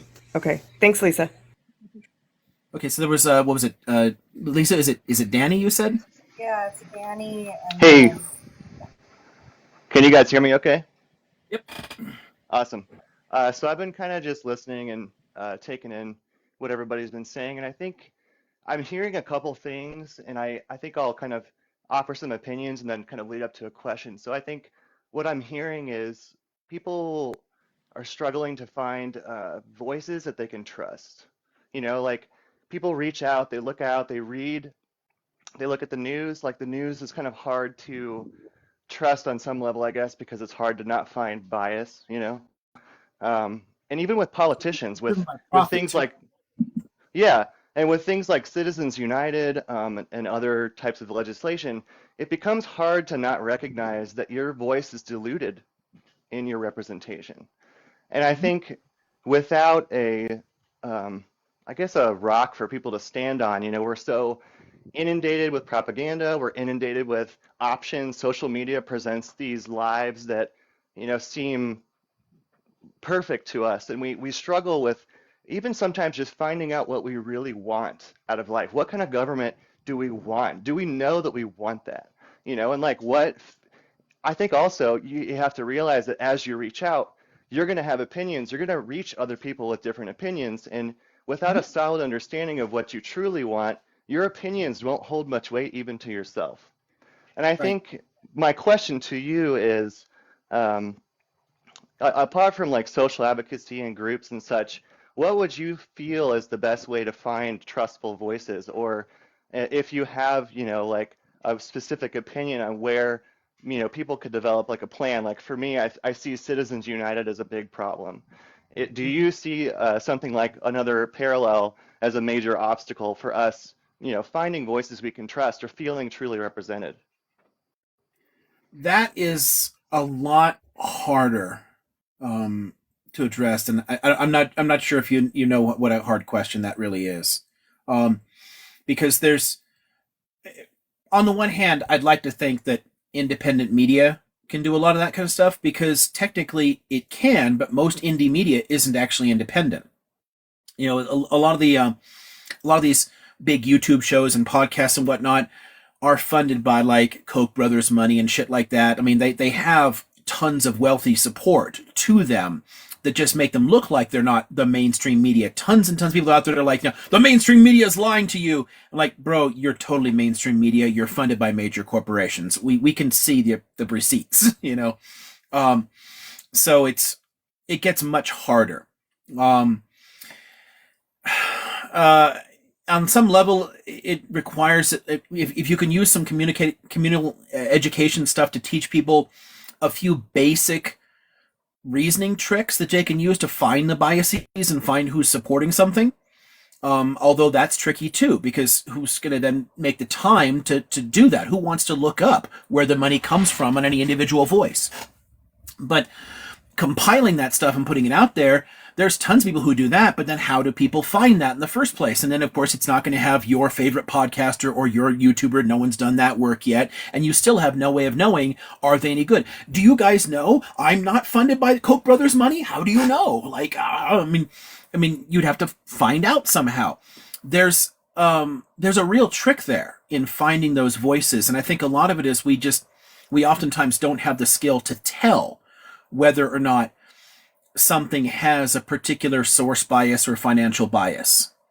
One thing that can help, and somebody mentions time, yeah, continuing to interact with people, talk to them, building up an audience that way. But again, a lot of indie media type things end up being corporate sponsored too. If they get bigger, they start taking more and more money, thinking that it'll increase their reach. But what it ends up doing is it ends up compromising their principles at some point. So it gets very, very difficult. So it's one of the reasons that I tend to lean much more on the in-person stuff and like to see the digital stuff as complementing it. It's not a matter of being a Luddite. I mean, I was working on computers when I was a very small child. I mean, I've always been tearing apart electronics. I'm not afraid of using technology. But people can build those trust relationships more easily when they're interacting with somebody in their community, a known person, like a known quantity. Like you can go to their house and you can see them and interact with them. You can build that kind of connection there. That's a little easier to build up, and that's something we know has worked over and over and over again. If you're talking about media sources, that's a lot harder. Yeah. I will say this. I know you mentioned earlier you think you consider yourself not much of a people person, but I think you do a really good job on these lives. And I stumbled across you a few days ago. Really, really enjoyed the perspective and the sticking to historical fact, using precedent, using examples. Like I think one of the major dangers, as we were discussing with finding trustful voices, is you oftentimes will run into community situations where you start noticing like, man, there's definitely some opinions flying around that sound very ill thought or kind of shallow in some level. Like, and it's not really the fault of the person. It's hard to grasp full historical context of everything because, as we're discussing, even in historical context, history is written by the victor. Sometimes you don't even know the opposing story to historical events. And I guess to close, I don't want to take the live, but I do really appreciate these sessions, and I hope everybody can appreciate that Liam is donating his time here to help educate us, and it's awesome, man. Thank you for doing this stuff. Thanks. No, I appreciate that. I mean, I would be fine doing this kind of stuff even in person. You know, if you had a kind of community and there was like a community center, like what I was talking about before about like a community education type of thing, I'd be perfectly willing to do things like that because I do think it's important. But in a way too, I mean, we all have different skills, different strengths we can play to, right? I I can take some complex ideas and boil them down and find a way to express things and I can respond to questions well. So I can do that okay. But I can't organize. I can't work with people very well. I kind of need help with that. Somebody mentioned a podcast earlier. Even with something like that, the organizational aspects of that, they just stress me the hell out. Like trying to schedule things and organize stuff, like all the production stuff that goes into it. This is easy because I can just press a freaking button and people come and say hello. It doesn't involve anything having to be produced per se. So I like, yeah, I at least I know what my limitations are, but I can work with people. If you have like a team around different things, there's certain things that I can do. But yeah, because somebody's saying an argument for specializations. Yeah, exactly. Play to your strengths. Do what you can do well. Don't think that you need to be everything to all people or do all things in something. This is the strength of communal organization in general. Is you're able to share resources and share skills, and build on each other's abilities. So if you had somebody able to organize a Panther-style mutual aid network in my area, hell yeah, I'd participate and join it, and I would lead some educational sessions there. I wouldn't be able to politically run this shit, but I could actually contribute. So, yeah. With subject and kind of what we talked about at the beginning of the live, we were talking about how to affect change and activism. And so I think there's so many little groups all over right now. I feel like working together, getting together, meeting each other, trying to plan different actions. And kind of in the past, I think me and other people are like, oh no, there's all of these little groups. This is a bad thing that they're not all connected. But it sounds like it could actually be a positive thing because you're talking about how you're interested in smaller groups of communities working together. Yeah, and that's the thing. If you could, and this is where technology can be very useful. So if we have all these disparate little groups, everyone's running off and doing their thing, but we have to kind of get over the fact that we won't always be perfectly simpatico with every group or whatever, but we can share our common interests. We can work together for broader change. Building large coalitions is important. And I think a lot of the push for that kind of intersectionality is honestly driven frequently by, your bourgeois academic or liberal types that don't really they don't really know how to organize at a kind of like working class level and really work with decentralized groups anyway. So it just they tend to kind of like fall flat. But there is something to that model. There is something to the basic principle of intersectionality. Let's bring together all of our different issues. Let's find ways that we can contribute toward common goals and collaborate and actually drive that along. That's something I want to see happen, and that's something I don't see. Over and over again, I see groups rise and fall that think that they're going to do something great, but they stay in their one little area and they don't really interact well with other people. They don't build a wider audience. It's sad because I want us to do better than we are. Gotcha. Okay, there was a question in chat. Is greed the core issue of why we are at where we're at now? Is the question.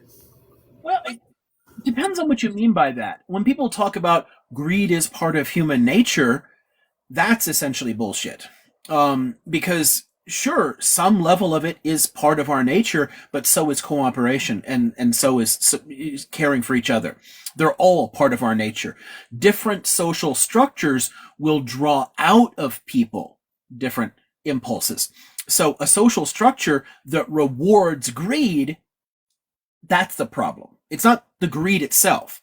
Can you just clarify my question? Sorry. Yeah, sure. So, you're a historian of ideas, and when people talk about like dismantling what we have and how to make, our system better, that it's more fair and it benefits everybody. And so when I ask these questions to people, they typically say capitalism is what's behind it, what's the problem, and that's what we have to get rid of. But I guess I'm wondering, like, what is underneath that? Because, like, how did we even get to this point? What is underneath that, and the reason why we got to this point? From the beginning of time. Capitalism? Yeah, like what's underneath that? Like, what is? Mm-hmm. How did we even get here as human beings to the point where like so many people are oppressed and there's so much inequality and there's so much difference between the rich and the poor? Like as human beings, how did we even get to this point? And yeah. I was wondering if that's greed or selfishness potentially. Right. This is where it's one of the places where I have problems with liberals, right, libertarians, all kinds of people around this that aren't looking at where the real core of this is. How we got capitalism in the first place. And this is one of the reasons I have so much fun trying to like interact with right libertarians in this from a historical perspective, because capitalism is a product of centralized state power. It didn't exist before that. The earliest form of capitalism goes back to the High Middle Ages. And it's developing in the Arab world and in the Italian merchant states. And it's as centralized power increased, it provided a foundation for the investment model that could produce capitalism. So at the end of the day, it's political power that drives a lot of this stuff. And the massive concentrations there of political power. And then what ends up happening is you have a feedback loop where the two feed into each other. So as more wealth concentrates in the hands of the capitalists, then they contribute to centralizing even more power within the state or within their different corporations, and it just feeds this cycle, and things get worse and worse and worse. And you have a system that thrives on greed. This is one of the reasons I think that I love it when people say like, well, socialism can never work because people are naturally greedy. I'm like, cool, so it's better to have a socialist system that actually draws greed out of people and rewards greed? How the fuck does that make any sense to anybody? I mean, it's like, it's brain damaged to say like, we should have a system that exploits people based on greed because people are greedy. Hello. At the end of the day, we need something that isn't going to reward it with power. And that's what it does. Again, capitalism and the centralization of political authority developed together, jointly over the last 5 centuries. They work together. And if you're going to tackle it, you have to kind of tackle them together, like not just one or the other. They kind of go along with each other. So to me, like, why do we have all this greed? It's because our socio-political structure focuses on it. It draws it out. It rewards it. It encourages it. So of course the worst people are going to rise to the top. It's because that's the system we built. Is that the direction we're thinking, or is there, can we specify or clarify further? Yeah, I guess I get that, and I guess it's like, well, why did we do that, right? Why did we have to do that? Yeah, it wasn't a choice though, and this is why I tied it to politics, because it's not like they went around asking people. When people started imposing capitalist economics in European societies, people responded violently to it. They fought back over and over again for centuries. People forget now that no one woke up saying like, hey, this is a great idea. We totally should do this. This is going to make us all rich. No, because it made things much worse for people, and people fought back and burned shit down. It was a really, really complex, violent process that was imposed by force. That's what made it possible. And that's why it went along with the centralization of state power. Without state policing power to force those changes through, it wasn't possible.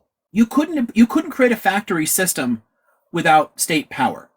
So yeah, 1600s, 17, 18, and 19. It steadily builds.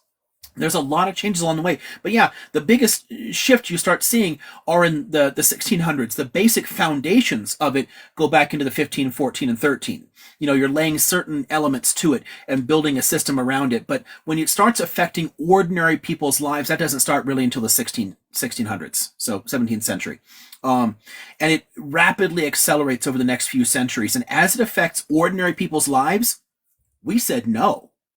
So the simplest answer to your question is we didn't have a choice. We didn't choose it. This system wasn't chosen. That's one of the reasons I find it hilarious that so many people want to die on this hill and protect a system that directly disadvantages them and that people fought hard against in the first place. But yeah, it's allowing more and more centralization of state power. The creation of like standing armies. Countries didn't used to have armies all the time. If they needed to fight a war, they would call people up to fight. But having a full-time professional army, well, that means when we've got a labor dispute, the state can call out the army and just unalive us. Go figure. Labor disputes get harder to deal with. When peasants could freak out and burn down the rich guy's house every now and then because he was oppressing them, if you've got police there, you can't do that anymore. It takes away the threat. And it's not always having to do it. Oftentimes peasants didn't have to really be violent.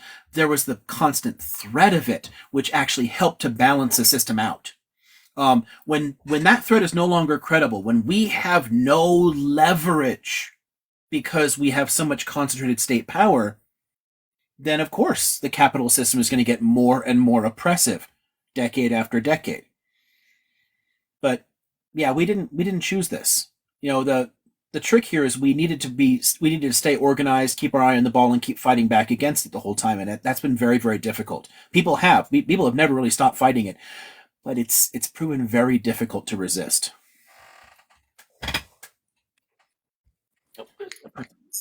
A cookie, but Kristen is up next, and then Olivia, and also Liam, Chip Barnes chat. Chip. Was Chip that? Barnes. Chip Barnes is in the chat. He has a live that's really wonderful, and he was wondering if you might ever join his show or do a dual live. Yeah, Yeah, that's fine. He's a great guy. Yeah, one person asked me that already, and I did it. So that's JBS I saw earlier in the chat. Asked me, and I said sure. So if anyone wants to do that, just send me a message. We'll pick a time, and off we go. I'm happy to collaborate with anybody. Awesome. It's Kristen, and then Olivia, and then Nikita. Hi, Liam. As I listened to all of the comments and thoughts so far, I was curious if you could talk about like the history of education in the context of capitalism, and like from what I understand, it currently is in a bad place, and like kids are getting passed even if they haven't actually mastered the material, and just like a lot of behavioral issues and stuff, and like lots going on that is just at least the news that I've heard. But I'm just kind of wondering, like, I don't even necessarily have like a super specific question. I'm just kind of wondering if there's like anything you could kind of share to help us understand like where that came from and how that has impacted us, or like what its goals are, because like there's so many different ways to educate people and so many different like better ways to kind of have an educational system and structure, but like we're not really improving ours, it's getting worse. And so just kind of curious to hear some initial thoughts about that. Yeah. Okay. So it's a big topic, but the short version of this is that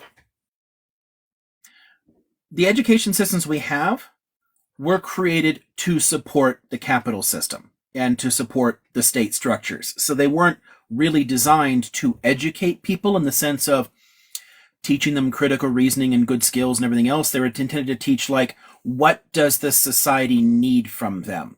So, to indoctrinate you into the basic myths. This is the land of the free and the home of the brave, crap like that. And then what are the basic skills you need in order to make money for somebody else? How to read, how to count, things like that. That's all they were really aiming at. It was very difficult to raise the cash in the first place to actually support just teaching people how to learn. And there's still people fighting against that, and they want instead a private system. But private education isn't an alternative to that, because private education makes the interests even more naked, like, because somebody is directly funding it because they get something out of it. At least state funding is a little bit more distributed, and there's a little bit more back and forth. Like, we get to contribute to it. We can argue with the school districts, no, you should include this idea or that idea. You can pass laws that push it along. It has a little bit more accountability than private education. But in both cases, this is true of both public and private education in the rich world, there are special interests involved that created it for their own purposes. So we kind of have to rethink how education works. And some of that is building up our own kind of alternatives on a communal level, like to supplement it. Again, the sort of like mutual communal, education stuff you talked about before. But ultimately, if you can build up a large enough support base around this and get enough people arguing that what we need to do is fundamentally change the way public education works, and say it needs to actually teach people how to think for themselves, to have good, useful skills in life in that way, to be good, well-rounded people, and not just teaching to a test, to get the money that the district needs to stay open and blah, blah, blah, and the basic kind of shit that companies need. Because that's really all it was meant for. It's meant to inculcate a kind of nationalism and to teach basic skills. People. This is one of the reasons I find it hilarious that so much the far rightists love talking about how colleges and universities are like indoctrination factories. My job is literally to unpack and unfuck people from the indoctrination. Primary and secondary education is intended to indoctrinate you. That's its sole purpose. Here are the basic skills and social myths that we decided you needed to function in this society that we've created. And what I have to do is help people to think beyond that. Because, if somebody's going to be like, I don't know, leader, like they're going to be out there like, I don't know, running companies or whatever, like out there in the world doing something, they have to be able to think for themselves. They have to be able to think creatively. They have to be a little less conformist. So you have to break that indoctrination. But again, most people aren't going to do that. Most people aren't going to be able to go to colleges, and most people, honestly, you shouldn't. Not everyone should have to do that sort of thing. And a lot of people who go don't get that benefit because they're not really thinking about it the right way. They're not going in with the right attitude, so they don't get those benefits anyway. So it's relying on tertiary education to make up a difference isn't a solution either. You can't count on, people like me out there undoing the damage of high school, especially since a lot of people are going to be pretty set in those ways by the time they get there anyway. So we have to get better at understanding how primary and secondary education works and start very early on. I've always, it's not super serious, but kind of like I really think that they should be teaching things like logic and rhetoric in grammar school. Like people should learn how an argument works, so they can understand source bias and where people are coming from and how to recognize a bad argument, so that when somebody on TV is telling you must buy this product with whatever psychological magic they use, somebody from very early on in life can go, you know what? That person's trying to manipulate me to make money off of me. Like, you kind of understand it, like see past the bullshit. That has to start pretty early in life. But our education systems, public and private, were not designed to teach people how to think. They never were. We need to change that. So a massive social movement demanding real education would be the first step, I think. There's was the question just a kind of urge to hear you talk more about gender and sexuality. So that's kind of just throwing that out there. Yeah, someone And talked about doing a whole day on that. What we should probably do is like I don't know, pick a day. And like if people are interested, like at least post up. Today's the day we're gonna dive into that and take a deep dive into the topic, and people can come in with their questions. So if anybody has like also, a suggestion, anything that would work for them, well, I can figure out a time. Like we can put up a video and like suggest it, and then let people know in advance. I think that'd be fun because there was a lot of people that seemed to have interesting questions out of that discussion yesterday. I also just wanted to mention real quick about Chip Barnes. He's he's uh, he's talking a lot about the same stuff you're talking about. So you two are kind of just big truth speakers that are also kind of don't put up with any shit, which is nice. So yeah, just throwing that out there. I think Olivia was next, and then Nikita. Hi, Liam. Thanks for having me on. Hello. Hi. So actually, I just have a few comments to the things that you've added, and I do agree with you in what you've said. But I'm not American. I'm actually South African, and I think in the accent. Oh, is Nikita also from South Africa? I figured as much with the name Nikita. Yeah, I would have guessed it from the name. Yeah. You know what's really funny, Nikita? I'm also a Nikita. Olivia is not my real name. That's cool. We can have a conversation another time about one of the things that I like to Cool. do is finding out why other people named Nikita are named Nikita, because I'm named after Nikita Khrushchev. Oh, okay. You know what? I have no idea. My mom said to me she read the name in a Mills and Boons book and about like Ivan the Terrible. And like, I don't know, there was like the Princess Nikita, which he stole and kidnapped. And I was like, oh, okay, cool. Is that the book you're going to choose? And then I think a few months before I was born, Elton John came out with the song Nikita. Yeah. Yeah, that's cool. And so Yep. my whole entire life, do people sing that song to you? Yes, and I hate it so much. You know But I'll what? tell I you, actually just moved. I left South Africa because of it. I was like, I couldn't take it anymore. And I just moved to Asia. And nobody knows the song here. You didn't leave the country to escape the sun. Come on. No, I left the country for many reasons, but like that could be one of them actually. Okay, it's fair. We'll allow it. So actually what I was going to say, and I don't know if Nikita could actually like vouch for me on this, and the fact that I would say that culturally, one of the things that I've noticed about Americans and having this conversation about how do you, activism. In South Africa, we have a phrase that's just called keeping it local. And I think that is something that most people in America should be doing is, for instance, finding your community that is the closest to you. In terms of finding like-minded people, creating third spaces that allow you to have discussions. Starting book clubs about various kinds of books is another way to start. And then, of course, you mentioned earlier about the smaller groups, and then connecting some sort of spider web connection where you have this network in various ways.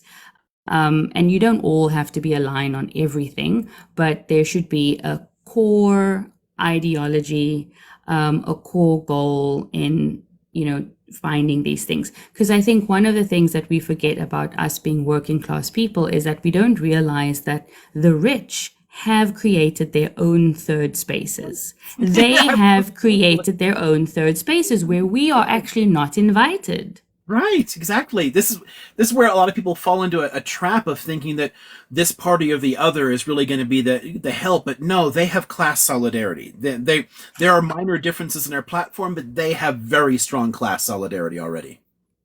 Exactly. So whether they're going to the country club, they're going to go together. It doesn't matter. They go to the same events. They go to the same restaurants.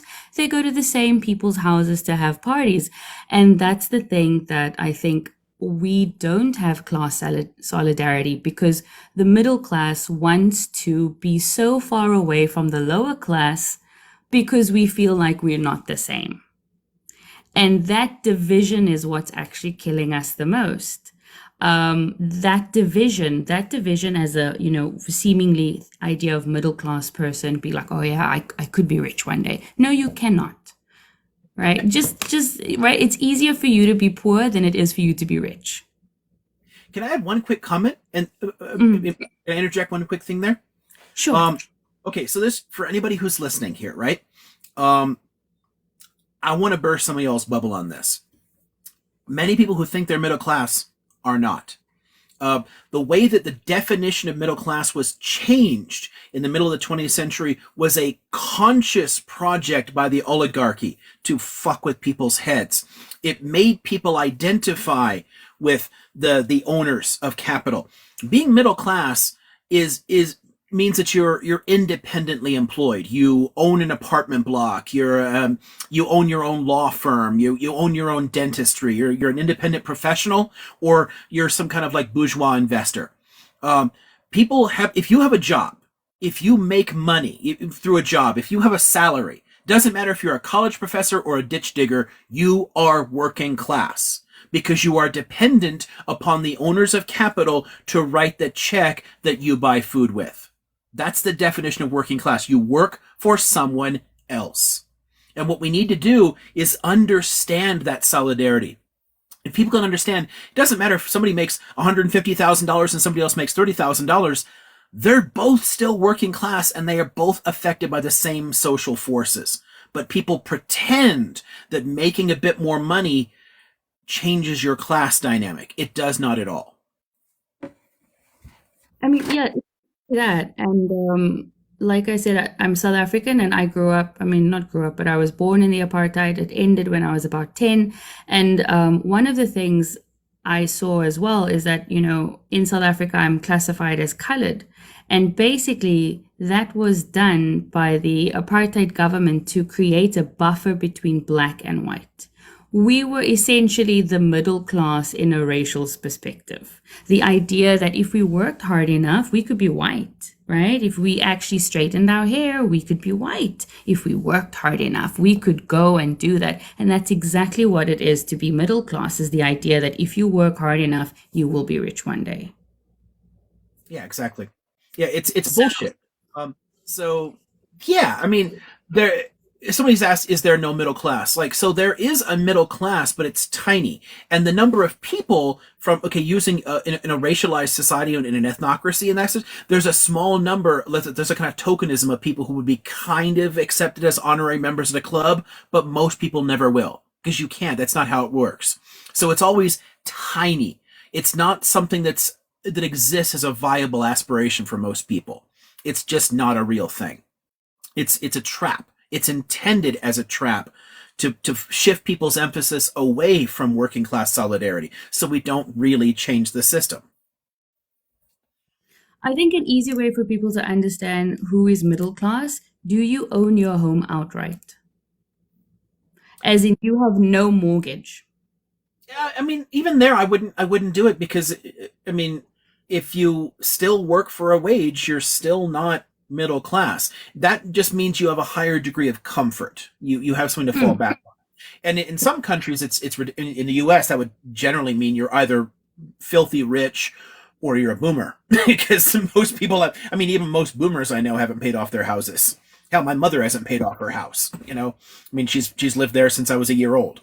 It's difficult to do, but there are people who do. But I think most people who do still aren't middle class or upper class. Yeah. I don't like any of the definitions that are based on a level of wealth or an income level. It's your relation to the means of production. It's where does the wealth come from? How do you make it? Do you make it independently? So if you own property outright and you make your money from that property, like if you own that house outright and you rent it out, that's middle class, because you're making money off of an asset. Yeah. So, landlords are middle class. Yeah.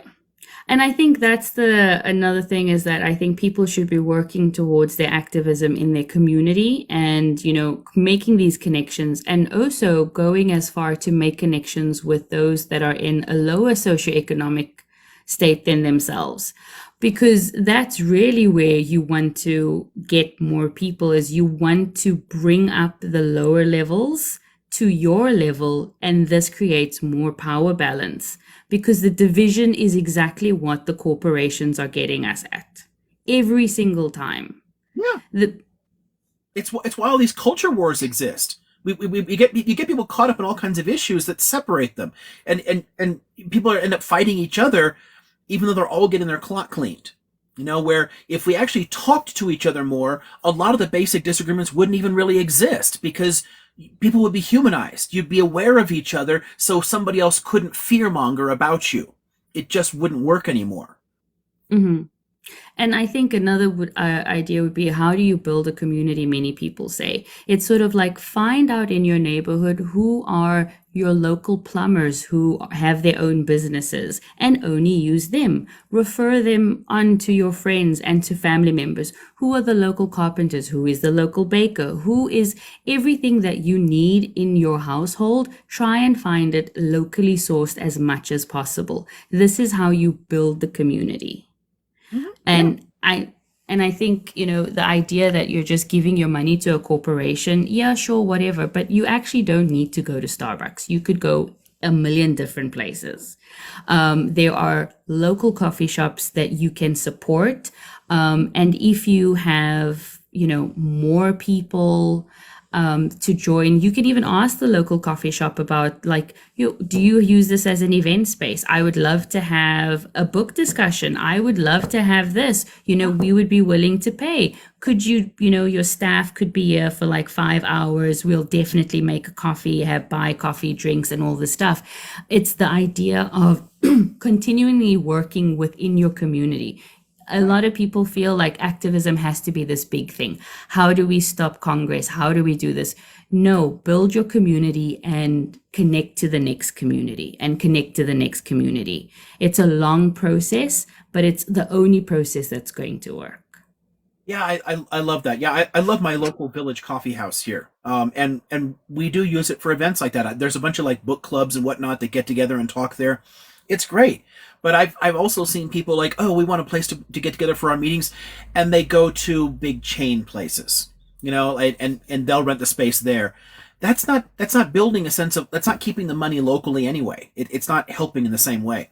And more than just spending the money locally too, because that's important in terms of like the circulation of cash, of helping your local community that way. But use those opportunities to talk to people, to build solidarity, to relate to them as well.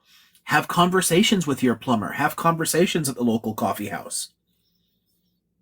Because that's the thing. People are less likely to hate you if they know you.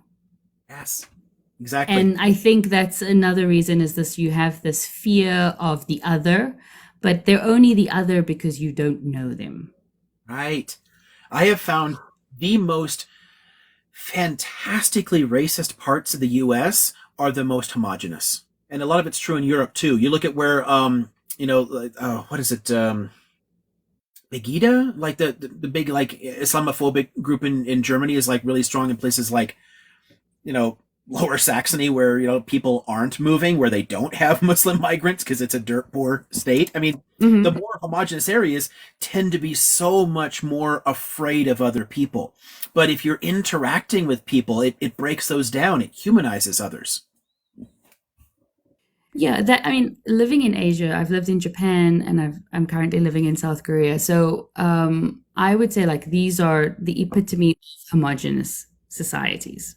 Like 98% of people here are Korean, 80% of Japan are Japanese. And one of the things I realized as well is not to say that there isn't some level of ignorance or even racism, but the fact is they don't really care about the other because their government is taking care of them. And there is also another thing where in America, the scarcity model of everything is so entrenched in the society that everybody feels like, oh, the other is going to take what is my share. Right. And that is another thing that gets people be like, oh, but Nonsense. if I don't have, if you get, that means I don't have, which is not true. Right. It's never true. And I think people need to get away from that thought, but I understand that that's quite hard. So the conversations in communities need to be had. I think Yes. introducing Exactly. people. You're pointing to the way to do it. And having those conversations, building up a local, getting people to relate to each other, to understand each other more. And then from that, you can then tie into, again, things like these community education frameworks, ways to talk about these bigger issues and help people to understand those issues. But you have to build the trust networks first. So it brings us back to an early point here. If you can build that trust on the local level, if you can build those personal relationships, then it's possible to collaborate, and we can use these tools to like find the right kind of person. Somebody can come into your village and like give a class on something and share some ideas. And it makes sense because somebody in your community that you trust said, I know and trust this person. They can come in and talk, and then we can all listen. And then your group keeps talking about those ideas afterwards. And it gets that process going. It starts things percolating in people's heads. It's so important that way. But we got to start with those trust networks. We need to start with community. We do. And I think there's another factor as well where we forget that in our communities, a lot of older people hold some power as well. But a lot of the time, younger people have a tendency to ignore the older person. Find the retired people in your neighborhood, find them, talk to them, communicate with them, because these are sometimes the people that have connections that would help you in the future. Yes, there might be old, curmudgeon, somewhat racist people, but you know what? It's fine. They're going to tell you things like, oh, you're so nice for a so-and-so. Oh, you look really pretty for a so-and-so. They're going to do that, but whatever. Get over it, be fine with it, and then just, like let them show. It's progress. It's a step in the right direction. Exactly. Once they're going to invite you over for a barbecue and they'll be like, oh my God, look, it's my immigrant friend. Oh, look, I have a black friend. And you're like, okay, cool. I'm the first one here. Let's parade me. It's the zoo. Great. But at the end of the day, they're going to introduce you to other people. So I think there is some sort of way that, yes, it is a system and yes, it is a game, but you need to start playing the game to a certain extent. And also subverting it along the way too, and eventually things can shift. You look back at the way social clubs worked in Europe and the U.S. In the 19th, first half of the 20th century. Almost no major social groups admitted Jews at all. They weren't white people. There was something problematic about them. No one wanted them in. And today you can't easily make the argument that Jews aren't so-called white, because they managed to get into those spaces. And there was a lot of that kind of tokenism initially. People coming in and like, oh yeah, this is our Jewish friend or whatever here. But, over time, just getting to know people and realizing that humans are humans, that's what broke it down. It was very clearly different to people that they were not, oh, you're not one of our people, but then you became it. And I think that ultimately is true of everything, because it's not the color of your skin that makes you a different so-called race. It's the social categories and the networks of exclusion. So entering into those, talking to people, realizing and humanizing it, like making it so that they cannot deny your validity as a person. And that takes time, but it does happen over and over and over again. So yeah, I'm with you there. I really think that more of that needs to happen. And I know it's hard, and I know it's a really fucked up thing. People have to deal with tons and tons of tokenism and racism and all kinds of bullshit there. That's what we need, solidarity groups to, like, everyone can cry and everyone's shoulder says, yeah, oh my God, I had to listen to like the most horrifying shit today. But at the same time, don't avoid those groups, because they're the people we most need to change. They're the minds we need to get to, and that's how you affect the next generation, because their kids won't be as racist as they are, because their kids will see that diversity. If that makes sense. Like, over time, I mean, a lot of these changes are ultimately generational, but seeing that interaction, is going to affect Yeah. the next generation along, and it'll just keep snowballing. Yeah. But I think that's also another thing, and I seen it in South Africa as well, when there was the segregation, both in America and in South Africa, there was a lot of like whites only. But people had to just go there anyway and just, take up the space. And I think sometimes when people say, like, I don't want to go to these places because it's not inclusive, well, then damn, you're going to have to make it inclusive. You are the inclusive person. Go there and make it inclusive. Oh, I don't feel like I'm welcome there. Oh, yeah. It doesn't matter. Just go. Right. Exactly. Yeah, And this I is think where, that's again, direct action is so valuable. Like people need to break those rules. yes. And if by breaking them, you tear them down in the long run, because being in that space starts the process of humanizing you. And yes, it's complicated. Yes, there's blowback. Yes, there's all kinds of reactionary bullshit from it. We've definitely seen that in the US. There's massive white backlash to bullshit like that. But in the long run, it really does make a difference, and it affects the younger generations. And each generation is a little bit less fucked up because you entered that space in the first place. You made your presence known. And you don't have to. Sorry, Olivia. We saw it with the Me Too movement. As soon as one person started speaking up, how many started speaking up? Because people are so scared that they don't have a voice. Right. And once one person speaks up, it gets the ball rolling. Exactly. And really, it's better, honestly, and things like that are a lot more sustainable too when you also build up the communal sense around it, when people in your local environment are going to support you, because a hashtag isn't enough of emotional support, honestly. And I think we've seen a lot of the Me Too being sort of co-opted by big businesses and governments, and not having to kind of like stay in power as far as like reinforcing people's ability to speak. The way you get the social change is by forcing it in your local neighborhoods, by people banding together and supporting each other locally, and then the people in your area that don't want to believe the views, that don't want to believe women, gradually have to learn to let that shit go, that they are gradually marginalized, they're pushed out, and the next generation sees that, no, we shouldn't treat people this way. You can't be walking around grabbing people's asses at work. It's just not okay anymore. A lot of if you look at the way the kind of shit women had to put up with in the 50s and 60s, compared to now, a lot of that change wasn't because of a hashtag movement. It was people getting together as groups of women, and demanding that the people around them treat them better.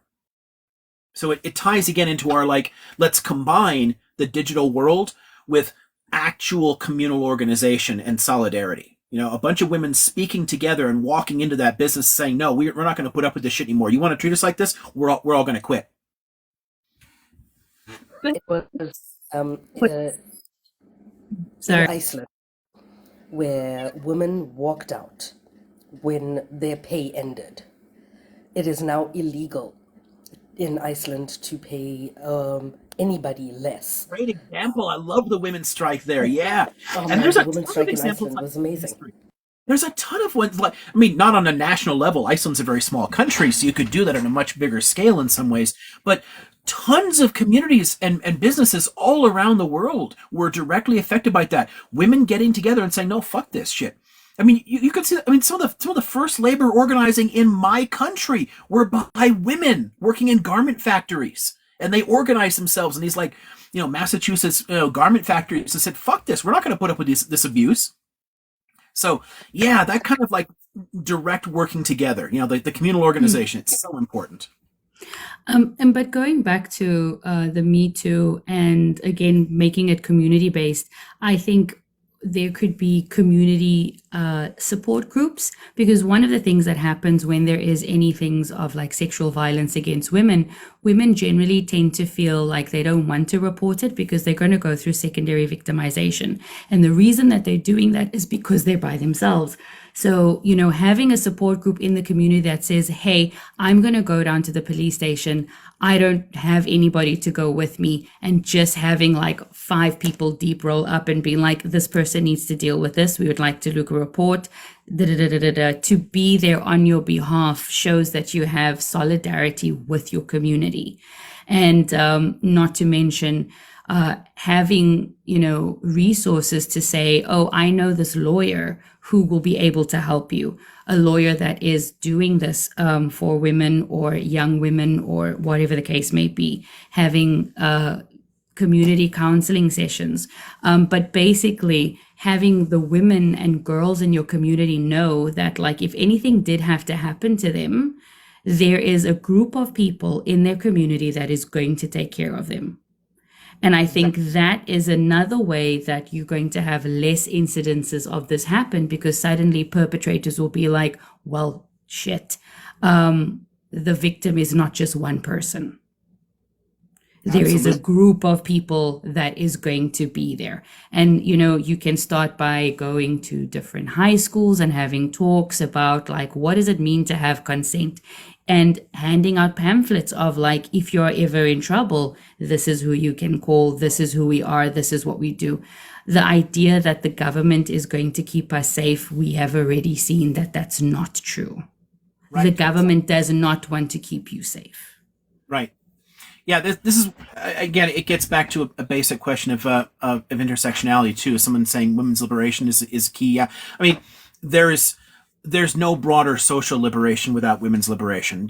Just like the class struggle and the racial struggle are integrated. All these things all matter, and we do need to build stronger senses of social solidarity, groups that we can build together. And I think trying to force that, trying to sort of shame people into it through media. This is one of the problems I have with a lot of the kind of pushes from liberals and liberal organizations. I think it really has to happen on the local level. It has to happen through communities. We have to build those local mutual aid societies where people see each other and they recognize each other's humanity, and we can stand up for each other. So when someone is like being super fucking sexist, somebody in that group needs to speak up and say, you shouldn't do that. And honestly, if it's a dude being super sexist, it's better if another male speaks up and says, you know what, you shouldn't treat her that way. Because it will actually have a greater psychological impact on the person. This is where solidarity really fucking matters. And the best place to build that is at the local level, where you're really interacting with each other. Does anybody mind if I pop up and get a drink? We were actually just about to ask you if you wanted a break. So I need I can do some housekeeping while you do that. Cool, yeah. If we can look and see if there's anybody else that wants to pop up, if there's any other questions in the chat, things like that. But I'll be back in a I few minutes. have to go and do work. Bye, guys. Bye, Nikita. Bye. Bye, Nikita. Bye. The Nikitas. The Nikitas, yes. I love it when people share my name. And there's a poet named Nikita Gill, and I've been trying to get her attention. Like, I've been such a fangirl on social media, and I've been trying to get her attention for ages. I'm like, I share your name, and I also write poetry, and please notice me. And I must seem so creepy. You can be creepy to a point online. As long as you know where the line is, then go for it. Yeah. No, I've been wanting to actually have a conversation with her because our poetry is so similar as well. Oh, nice. So thanks everybody who has been liking the live so far. If you can give it one more push, it'd be appreciated. Let's see if we can get to the next milestone of 100,000. Also, if you see at the top under Liam's name, it says Popular Live. That's because, the hard work you guys have been doing in liking the live, the sharing, but also if you click the heart, if you're already following, there should be a heart next to Liam's name. If you click that, then you join Liam's team. It just means that it helps continue to kind of push the live up the ranking. It's no additional work on your part. It just means that, yeah, you do that, and you'll see that little gifts exclusive to being on the team will come up, like the bracelet that you're seeing, the little heart, and so on. So yeah, if you do that, it helps. It just means that it continues to push everything up the live. So much appreciated, and we'll keep going with that. And then if you have any questions and can't come up, I'm more than happy to ask for you. So just put it in the chat, either tag me or put put it in chat and we'll find it. One of myself or the other mods will find it and I will read it out for you. But otherwise, yeah, tap, tap, tap. Much appreciated. I'm glad that you're here, Nikita. I was literally just thinking of you when the conversation earlier on was talking about organizing locally. And I thought, oh, I wonder if Nikita is up. Oh, my circadian rhythms have been so weird. I was up at like 4:45 this morning. Yeah, Like, well, I was saying to somebody earlier on that, yeah, my insomnia has definitely helped here with this kind of thing. So, yeah, it also is like my Discord community are mostly American and Canadian.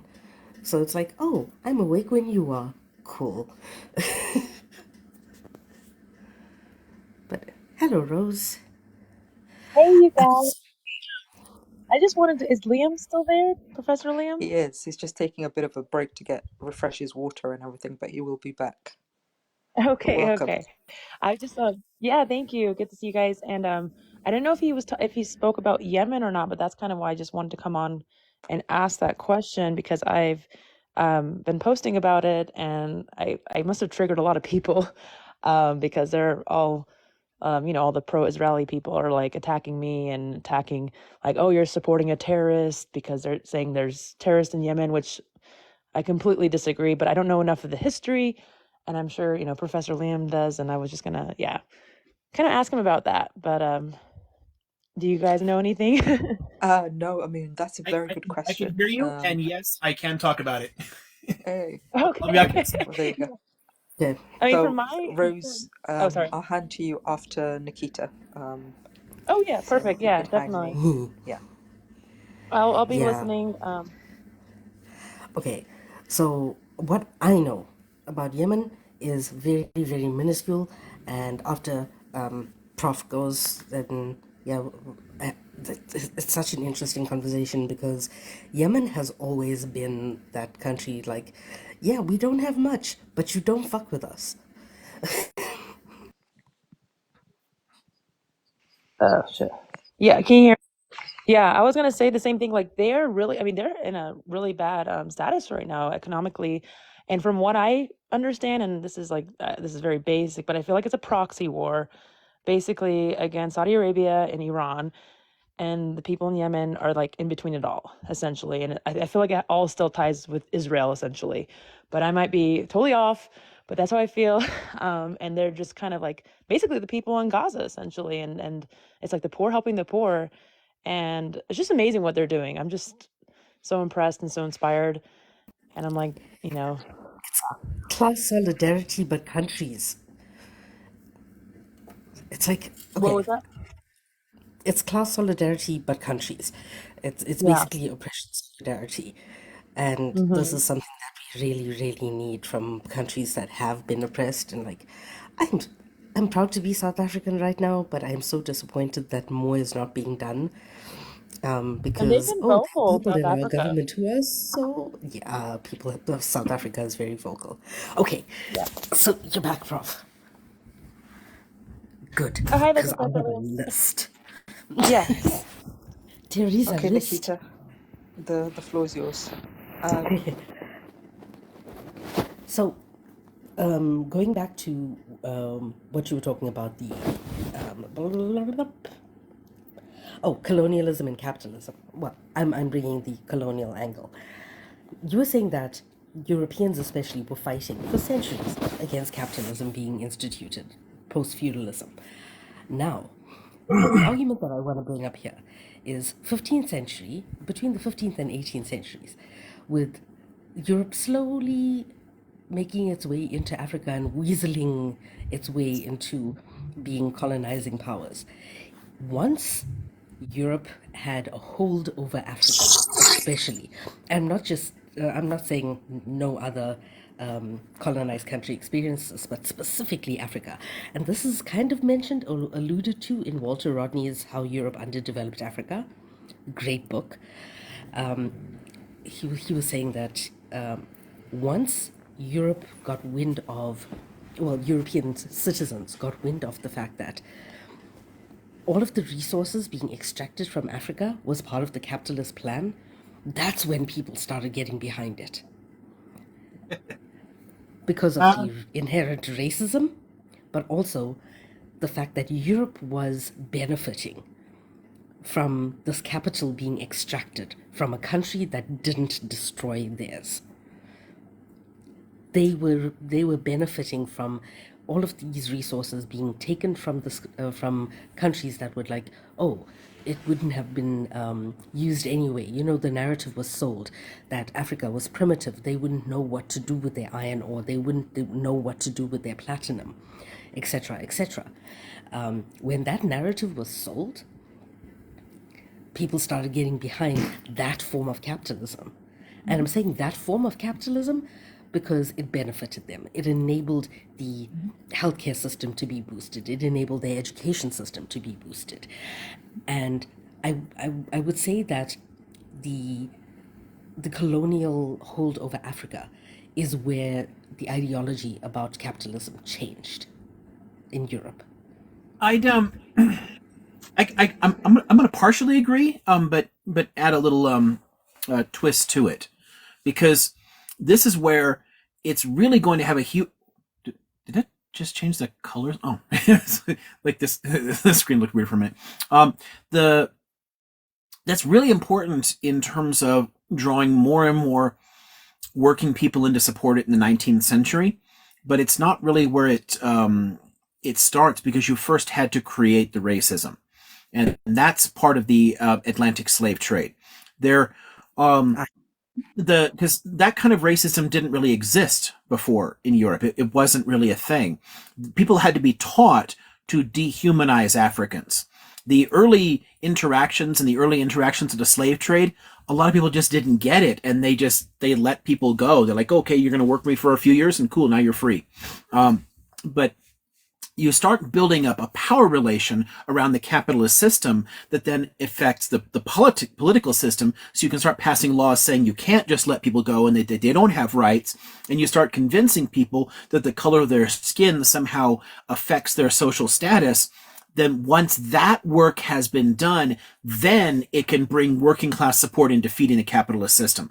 But you basically had to create the racist environment among working class people in the first place.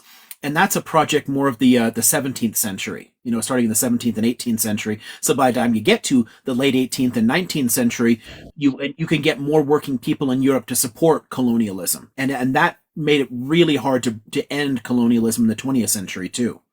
So they do work together. But I want to quibble like where it's not where it started, because you had to create the system first. Yeah, no, absolutely. And it wasn't just the transatlantic slave trade. In particular, it was the bringing over of workers from Africa into Europe and saying these people deserve these positions because they wouldn't know any better, and the entire narrative that was sold. People off the same way they did with Native Americans or Aboriginals. They brought people in and showed them off, and exactly created this sense of primitiveness, a whole discourse around the savage primitive or whatever, and that you had a responsibility to go out and help people, and capitalism can be how we can bring civilization to the world. And there's a whole bullshit cultural project involved in that, but it's still ultimately driven by Yes, it was driven by capital. So I don't know if you've ever read The White Man's Burden by Rudyard Kipling. Yes. Yeah, I yeah. So for everybody else, The White Man's Burden was a poem written by Rudyard Kipling. Yes, just those stories are fantastic. How the Elephant Got Its Trunk is one of my favorite stories. However, he was a raging racist. And his trip to India was not about finding himself and all of that stuff, and writing the Jungle Book and all of that. It basically was Christianization, capitalism, and then colonization. So the 3 C's. And one of the things that I want to do, and please, I'm going to run this by you because I don't want to be completely insensitive. But the saying, Israel Chai. Well, So when Am Yisrael Chai, when people say Am Yisrael Chai, I want to make a video and call it I'm making Am Yisrael Chai. While making chai, just explaining the steps of colonization through the steps of making tea. that's cool. So I'm going to do that once I get home. I'm in my home city at the moment, going back to Johannesburg today. The other thing that I wanted to bring up is the whole concept of communalism, and agreed with everything that you're saying. But there's something that, sorry, my mother and I were talking. Now, my mother, just for context, my family is communist. I was raised communist. And my mother and I were talking one day, and we came up with the concept of the trifecta of oppression: capitalism, racism, patriarchy. The one cannot survive without the other. And if you take one down, the other two will prop it up again. So you have to take down all three in conjunction with each other in order for the system to come tumbling. And I'm the kind of person who's like, if I'm done throwing shade at right wingers on TikTok, I'm absolutely done throwing shade. I need to be throwing bricks or a certain type of cocktail. You choose. So if we're not taking down racism along with capitalism and along with patriarchy, no, it's not going to work, because it's just going to build it up again. Because the systems already exist. So from a communist family, I mean, did people in your family read like Rosa Luxemburg, for example? Because she makes points along those lines, that imperialism and and capitalism, like and the racism that drives imperialism, they're inextricable. Yeah, you cannot separate them from each other. And you would absolutely love talking to my mother. Bless you as well. Like, you would absolutely love having conversations with my mother, because she's this tiny little Indian lady I'm 4'10", and my mother is shorter than I am. And she will welcome you into the house and she will feed you for days. But she will also argue Marxist theory with you till kingdom come. Fun. Sounds like a good time to me. I've had a lot of really amazing and productive arguments with Marxists over the years. It's a lot of fun. Yeah, and I'm kind of anarcho-communist. I would say that a Marxist feminist more than anything. But yeah, we have to have these conversations, and that's why I created the Discord community that I do, that I have, because 3 days a week we have readings, and in those readings we read a part of a chapter and then discuss, because neurodivergence prevents people from reading, and people want to buy audiobooks, but they're also expensive, or they're really difficult to access. So we have the reading groups. They don't cover most titles. I mean, most things I would want to put on a book just aren't. I'd have to make them. Do you know that you can actually get to your phone and your devices to actually read any ebook to you? As long as it's text, you can just highlight it and use the accessibility and it will read it to you. It takes a while to get used to, but it works. You'd have to scan it and do an OCR or something with a lot of books, because if they are image based, but if the book you have is a ebook, so in other words, the text is one that you can highlight, then yeah, you can pretty much read it too. You can do that with anything on your phone, at least with an iPhone. But yeah, I think most of them you can, or move it over to things like what's the book app? Somebody remind me. Kindle. Mm-hmm. Yeah, things like Kindle, and it will read it to you. Kindle, yeah. Sorry, Nikita. Well, that's kind of cool. I'm glad things like that are getting better. I mean, that's how I tend to digest a lot of articles. But having those I can hear y'all keep talking. I'm gonna grab something off the shelf over here. Yeah, it is really cool. having those kind of communities where like you have, I always say that I'm not very smart. I'm a potato, but when you have a community who's We can like still hear you, constantly Anikita. I bouncing think your ideas connection is a bit messed up. of each other, and you have taken myself off the Wi-Fi. Okay, is that better? Yeah, you're good now. Okay, perfect. But having those kinds of communities and creating those third spaces, as the other Nikita was talking about, we have a community where you have not just shared ideology, but a shared space where it is safe to voice those ideas, and there's no shame involved in it because everybody has those kind of people are tentative to voice their opinions or voice their thoughts about certain things because they're like so afraid of being wrong.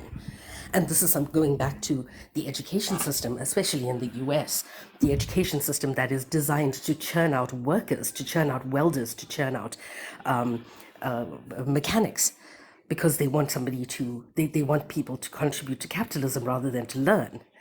And this is why I want to get back into academia. Oh, Prof, I have applied to the University of Maryland for my PhD. Ooh.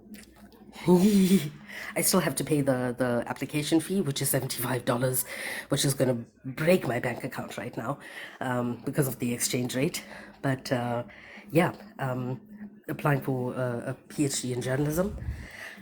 But having those third spaces means that you can safely share those ideas without fear of retribution. Right.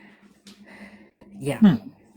On the on the topic before, so before it shifts to a different question, there are so many books here I could grab on this topic, but I grabbed just two from two different countries to kind of like just show something for anybody who's interested in the kind of interplay between capital, the state, and the cultural convictions around like civilizing the people of the world. So I can turn this thing around. Where's the mirror? There we go. So let's see. There's civilizing subjects. This is on Britain, and it's kind of how did you convince a bunch of Britons to be like, well, super racist and committed to like, hey, let's go out there and do all this kind of work. The kind of Kipling reference earlier. So this is, in the mid 19th century in the UK. And then a mission to civilize on the Mission Civilisatrice, the drive in France to kind of like bring this to West Africa and how that kind of like works. So, I mean, this actually was a really good one. And actually, it's sort of fun because they're still in it. I often take and gather these in a different place. But does anyone want to see, just as a fun way, what I have tended to do when I actually have time to sit in coffee shops and read things? That's an example of what my note cards look like. I use very, very fine point pens to do I this. love those. I absolutely love So those. Like, I can fit like 2 or 3 lines of text on like a single index card line and fit stuff in there. But for me, if I write something out like that, if I make a note about it, I'll never forget it. I remember pretty damn well just from reading in general. But if I write something down, I'm stuck with it. So oftentimes, if I have time to read, like sitting in coffee houses or whatever, that's the kind of stuff that I do. So. oh, I love that because I make notes in the margins and I have tabs. One of my biggest expense in the month is just buying page tabs. And then I go back and I underline and I make notes and whatnot. But like, even when I'm on lives, I take down the things that some people say. I'm like, hey, this person said that. I was in a live with this person, and like just writing, especially people like Watch My Legs. If you don't follow Watch My Legs, please do yourself a favor and follow her. She is a communist educator and she's absolutely phenomenal. And yeah, Layman Leftist is also really good. But like my copy of Orientalism literally fell apart like 2 weeks ago. Right. Can you hold up the first book, even if you don't This flip the is this camera is why around? I fell into the habit of writing that way. I have a lot of friends that like write in books and do them all the marginalia and whatnot. I mean, I finish books; they still look new. I'm really kind of, I don't know, anal about that sort of thing.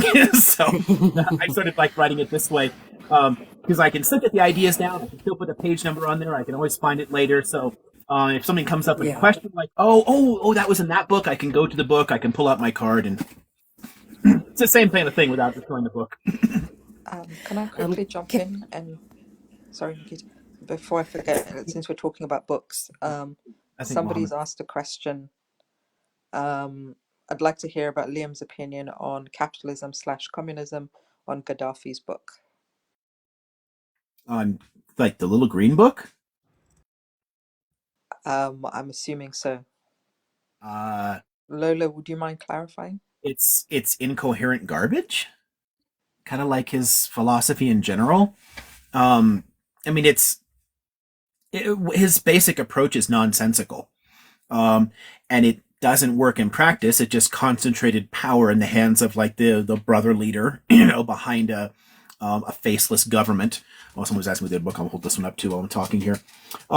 There's a lot of interesting principles that he lays out in it. Some interesting ideas that are there, but it doesn't hold up in any way. It does not make any arguments that make any damn sense. So I wouldn't say it's worth your time looking into unless you're interested in studying the structure of the Jamahiriya and you want to know like, okay, how did he run his state? What's like the intellectual foundations for it? But even there, it won't really show you what happened in practice because it was at the end a corrupt as hell dictatorship propped up by mercenaries. I mean, Gaddafi made a lot of interesting principled statements. He didn't follow through with them. And would it be possible that maybe the conversation you were having earlier on about doing a specific live on gender, I mean, would that be possible to do that tomorrow? And maybe Nikita can also join the panel for that one, Um, if the Friday one is still going. yeah. Okay. So tomorrow's Thursday, right? Um, Oh, sorry, I meant the Friday one, yeah. not tomorrow then. Let's do it for Friday. I'm not sure if I should do them, 4 days in a row. Yeah. um, let's give me an evening tomorrow off just to watch a movie or something, and then yeah, we'll plan it for Friday. I'll try to remember to make a little video, sort of like letting people know. okay, Prof, you have me on Discord. You can let me know a time and time zone because I am 7 hours ahead of Eastern, so it may be the middle of the night for me. So 10 ahead of me then. Yeah. So yeah, we can arrange a time. I have my master's is in gender and media. Yeah, then yeah. Okay, so send me a note, and let's work that out. Because I don't have to go down the hill on Friday, so I'm kind of I can be more flexible on the time. I'm just gonna be sitting here enjoying the snow. It's supposed to snow on Friday. I hope it Oh, does. It might just turn into rain instead, which is more likely. But I'm hoping it's I have to drop because we're going to be driving. We have a 7 hour drive ahead of us. okay. Try if you can whenever you get back to your computer or phone. Send me a note. Let's see if we can figure out a time, and because once I have that, then I can announce a time for Friday. But I want to make it Okay, easier for you perfect. to like kind of I don't know do it collaboratively. Awesome. Perfect. Blessed. Thank you so much.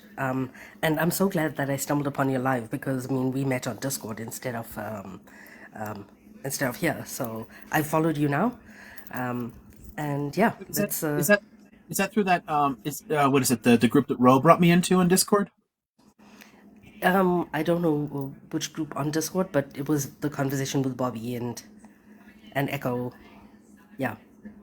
We were in a voice chat with Bobby and Echo. I don't remember that at all. But yeah, Oh no, the yeah, I know, I do now. I do. Yeah, okay, I know what you're talking about. Okay, yeah, yeah, I remember that. Okay, yeah, no, perfect. that's cool. So yeah, it'll be great to see you, and we Excellent. like this together. It'll be cool. Okay, perfect. And I see your message, Blessed. But yeah, if anybody wants to join my Discord where I do the readings, I'm starting again, I think, on the 9th of January, because I need to have a little bit of a break. It is in my link tree. And somebody said they want to donate for my application fee to University of Maryland, also link in bio. Thanks, That's Nikita. greatly appreciated. Thank you so much. And this was a wonderful conversation, even though I was rambling. No, never, never. It's always good to have you on these panels. Thank Just another you. quick reminder to everybody about liking the live. And as I mentioned, if you're not following Liam already, then please hit the follow button. If you are following, then hit the yellow heart next to Liam's name, as it helps the live. But yeah, so I'll hand over to Rose because I think she had an interesting question earlier on. Yeah, hi there. And I think you guys did talk about this yesterday, but I wasn't I wasn't on the live. But yeah, the whole Yemen thing is kind of there's getting a lot of momentum on that subject. And I don't really quite know enough about like the history and like why Yemen is doing so bad economically and everything like that. And it appears that there's a proxy war between like Iran and then Saudi Arabia, with the US helping Saudi Arabia. But like, yeah, could you go more into detail with that if you know more about it? And also like from an empire, also I'm just kind of curious like if that had anything to do with that as well. I know that was, yeah. Anyways, just wanted to know more. Washi. City boy. So like kind of like the view from 10,000 feet of why Yemen is such a fucked up place today, I guess. Yeah, basically like it's very poor essentially, and It's the poorest country in the Arab world, and that's before a lot of the current conflict. yeah, extremely poor. And then a lot of, because I made a post. I don't know if you know Threads, but it's kind of like X but through Instagram. Yeah, and it's pretty cool actually. The social apps. You what? I'm on nearly all of the different social apps. Yeah. I make the same post on all of them. I know, same here. And I posted it on TikTok, and they censored me. I'm getting censored like left and right. But on Threads, I've been getting a lot of interaction from like the pro-Israeli people, and they're like, "Oh, you're supporting Yemen. They're terrorist groups. They're attacking." And anyways, I just want to, like, again, I feel like they're kind of the same like with people like in Gaza. They're kind of in that same boat essentially, being in the middle of these two powerful countries with the U.S. behind it all. Surprise, surprise. But yeah, it's just I didn't know if you knew any more about the It's whole. honestly sad if you look at its longer term history. I mean, in the entire Arabian Peninsula, it was the only area to actually develop a settled agricultural civilization. So they had a writing system and everything else, monolithic architecture, all that kind of crap, long, long before the rise of Islam. But it ends up being marginalized by surrounding empires and gradually weakened. It's attacked by the Ethiopians. It's sucked into different empires. It ends up being part of the Ottoman Empire for a while, but at least the mountainous part where the Houthis are is part of the Ottoman Empire. Right. I think is part of where the current issue lies. There's two major fault lines that you have between so-called like North and South Yemen. First, you've got in the North Yemen part, so the whole mountainous area around Sana'a, that was part of the Ottoman Empire for quite a while, and it has a significant Shi'i population. So there's a cultural difference. This is again, like Shia in the world historically are very tiny communities, kind of like marginalized by the wider Muslim world. There's very, very few times when they actually have any significant political power or ability to kind of like protect themselves. So yeah, Shia.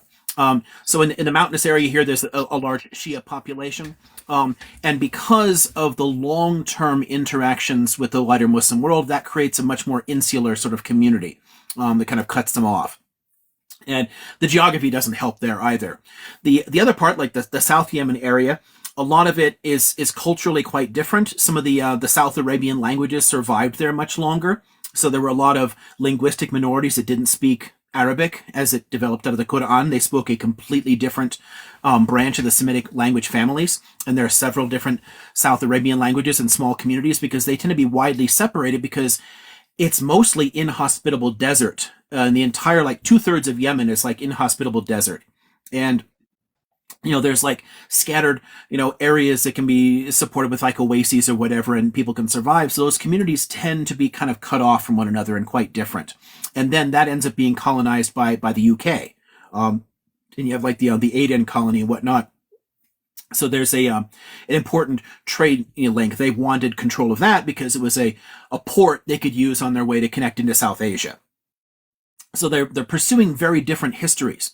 And because of that, they end up being independent in different ways too. And they were originally two different countries in the modern period. And they only became, Yemen as a country only came into existence in 1990. Before 1990, there was no Yemen.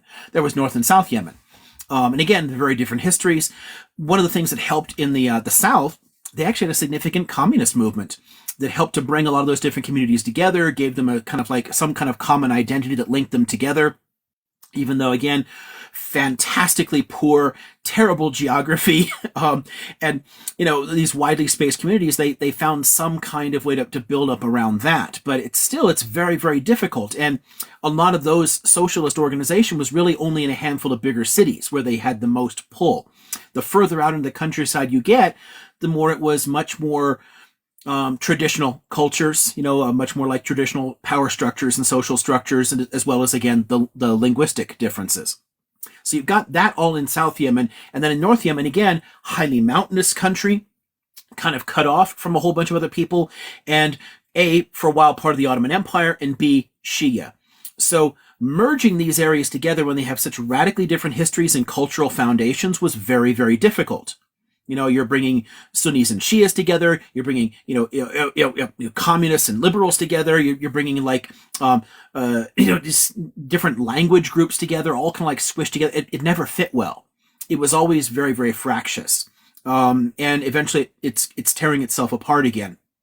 A lot of the current fight actually falls along the fault lines that originally made up the border between two different freaking countries. The area where the Houthis are strongest is the former North Yemen, the former separate country there.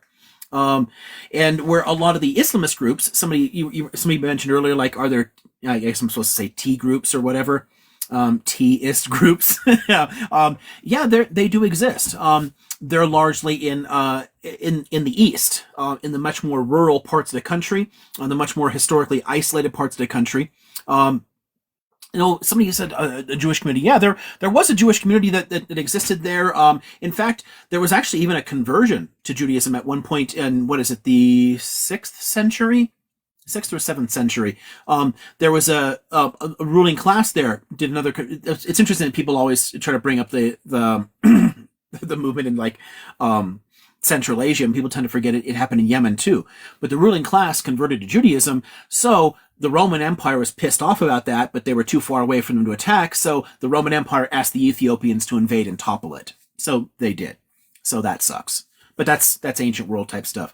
A Jewish community did survive there all the way into the contemporary world, but they were also much more isolated. Interesting, if people are interested in like Jewish communities and their development, a support for example, polygyny, like multiple wives, can be supported in Torah, but Jews had abandoned it 2 millennia ago, largely because of like Greek and Roman influence. It's not really a part of their, it disappeared in most places.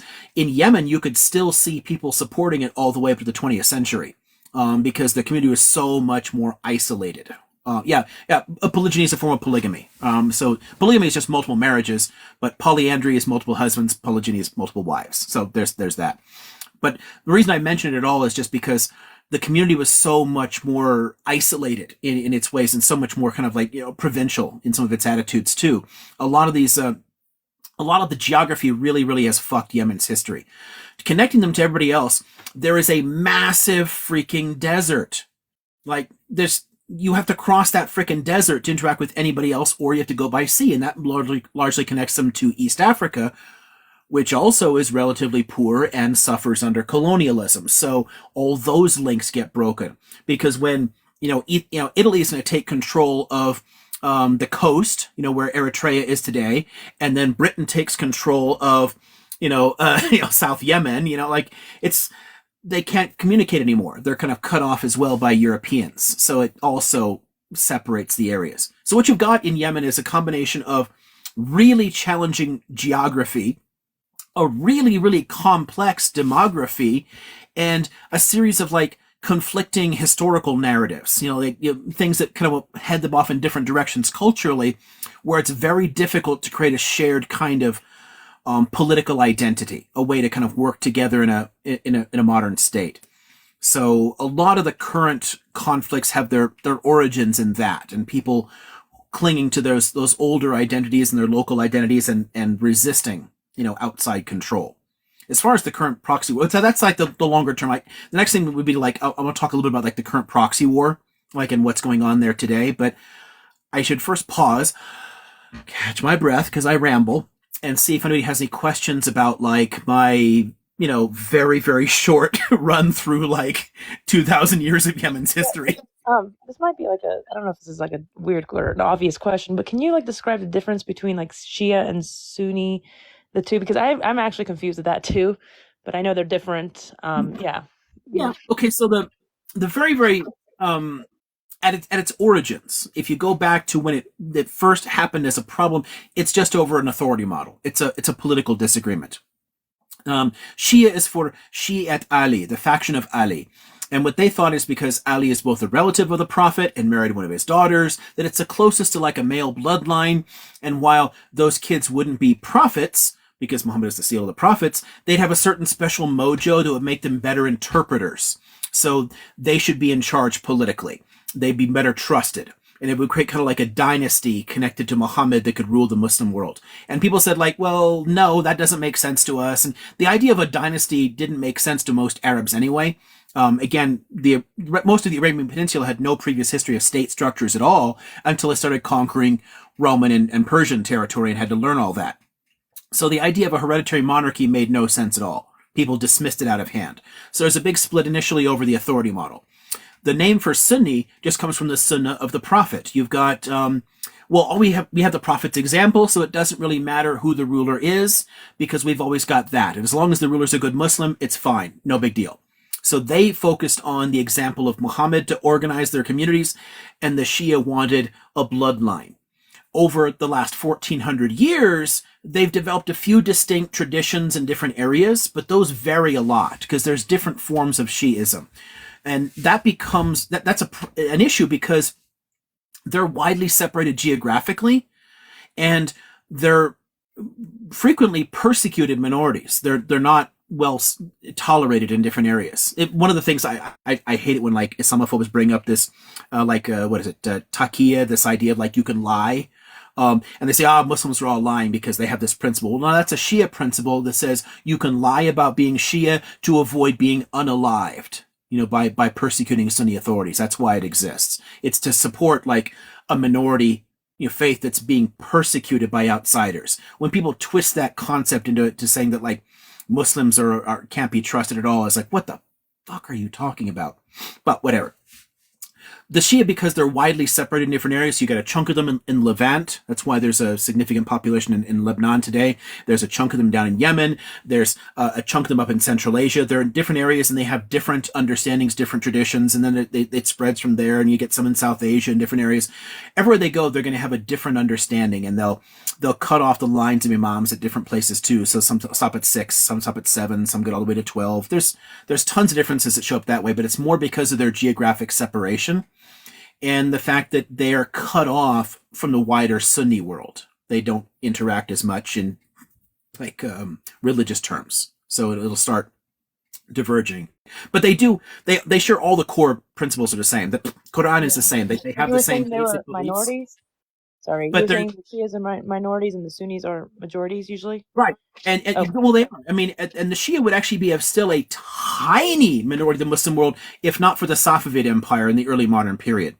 When the Safavids took power, they their ruling elite converted to Shiism in order to get support of some Kizilbash Turkish tribesmen who were Shia and used them as an army to start taking territory. Next thing you know, they created an empire. And in their empire, to create a common identity to bond people together, because everyone's speaking 24 different languages, they forcibly imposed Shiism. This is why there are 4 countries in the world with a Shia majority. All 4 of them were part of the Safavid Empire: Iran, Iraq, Azerbaijan, and Bahrain. All because they were part of an empire that physically imposed it. It's the only time that Shia were a significant political power, and the empire doesn't last terribly long anyway. Without that, Shia would be just tiny part of the Muslim world, because it'd be largely like that population in Yemen, a chunk of them up in Lebanon, a chunk of them in Central Asia, and that'd really be it. But today they're like about 10% of the Muslim world. They'd be less than 1% if not for the Safavids. Wow, that's really interesting. Thanks for explaining that. And then, yeah, I was asking from an empire also, like, you kind of talked about that, but like, when was like the start and end of that exactly? Start and end of what? I Ottoman, missed the word. Ottoman Empire? Oh, the Ottomans? Yeah. The Ottoman Empire actually goes back to the beginning of the 13th century as a small emirate. And that emirate was in the far northwest part of Anatolia. So it was like surrounded by, Greek-speaking Romans.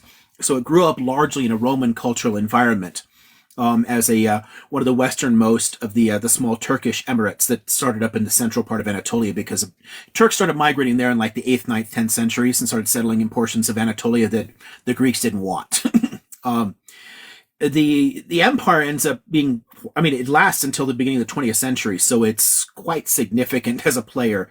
But its history, I could ramble on for hours. It's something that I teach in courses, so not really sure like what all to say about it, other than just for our purposes here, it's a fascinating story of a syncretic culture, a culture that's on the marches or the frontiers, so to speak. So Ottoman culture is a mix of Central Asian Turkic customs, Persian customs, Arab customs, Greek customs, Armenian customs. It's a giant melting pot. So it doesn't really it defies easy definition. Yeah, sense because well, my brother-in-law, his mom she was born in Turkey, but she's actually a Syrian, and a lot of them were like assassinated essentially. I think it was during the Ottoman Empire type of Yeah, thing. the Oh, latter state. Yeah, the Ottoman G-sides. Yeah. yeah. People talk about the Armenians a lot, but they went after Greeks, they went after Syriacs, they went after Assyrians. It was all people that didn't fit they had adopted a European nationalism. And nationalisms always have to have certain defining groups to create an in-group and out-group, and they chose Islam and the Turkish language as fundamental to late Ottoman identity. So by definition, that kind of cut a lot of people out from the broader Ottoman, Osmanlıcılık kind of identity they could have had, the sort of Ottomanism that existed. Instead, you end up with a Turkish nationalism, and that had some really horrifying consequences. Yeah, So, and I yeah. acknowledge it was pretty bad. So now they live in Sweden, but her is Lebanese and Assyrian Lebanese, and then she's Assyrian. But yeah, it's really kind of an interesting culture, and I didn't know about it until I met my brother-in-law, and then they told me that history, and I'm like, wow, this is interesting. So, but Yeah, it is a fascinating story. It's interesting because it crosses through so much too, just time wise, because its origins are medieval, and it's at its greatest height in terms of power in the early modern period, when the only power in the world that remotely rivaled it was Ming China, and then it survives all the way into the 20th century. So it goes through so many fascinating transformations, and it's such a weird kind of like syncretic culture that it's a very distinctive story. Oh, when we talk about, like, for people who want to come to like Friday's discussion of like sex and gender, bring up the Ottomans there. I can tell you some great stories. Like the Ottomans wrote some like really, really interesting erotic poetry. It's their approach to sexuality draws so much from the Greek and Roman models. It's fascinating. As an Islamic civilization, it's fascinating in that regard. So anyway, awesome. Well, thank you. I think you answered my question. And I'll let you. I think you have a whole bunch of people waiting for you. So, Oh, really quick one then. Before we, okay, so just on the view from 10,000 feet of the current bit in Yemen.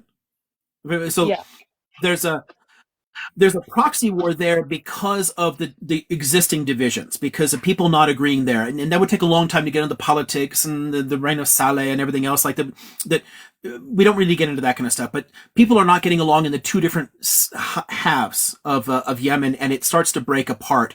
And in that process, they overthrow a dictator, different political factions show up in different places, some T-ist groups rise in the east, the Houthis become much more significant there, and because the Iranians have a interesting habit of supporting other Shia groups, then the Saudis and the Emiratis with American weapons went in and started trying to attack them. So it's become a giant proxy war between Iran and the Gulf Arab states, where the people who suffer are the Yemenis. And there's just major disease outbreaks, starvation, tons of people unalived. It has bothered me And the UN no stopped end for the food. years that we ignore this. The UN stopped providing food for them actually, and Yeah. because of their support for the Palestinians right now, which is just horrible. I mean, they don't have anything. So And there's it was also.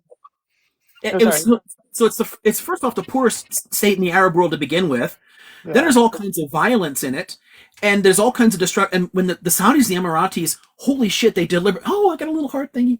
They targeted infrastructure. They bombed water supplies. They did things that would actually cause outbreaks of cholera.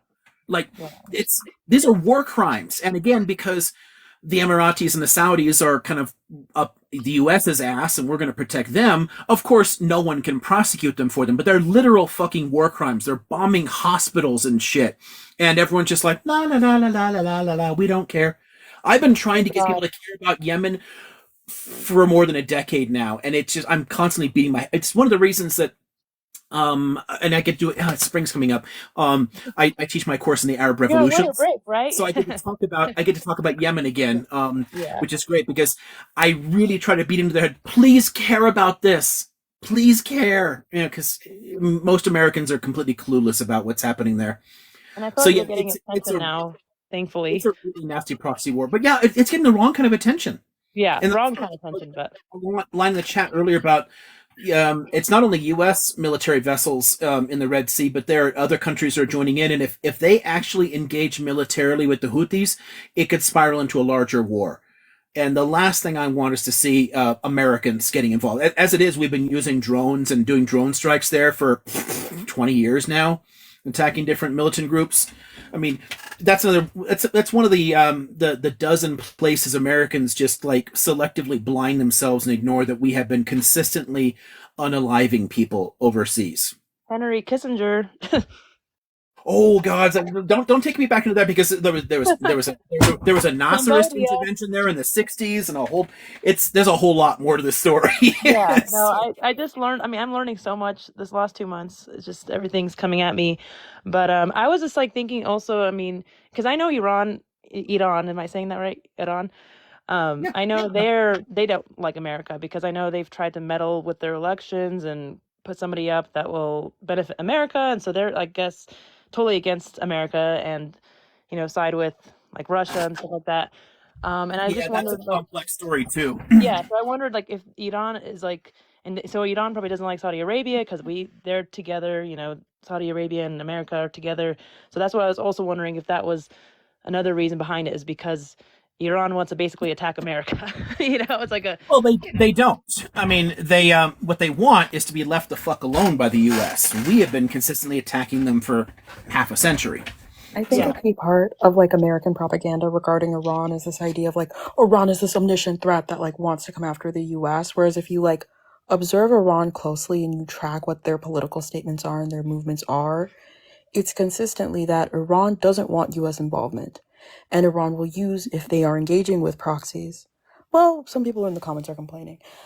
It's what if you have to observe what they do.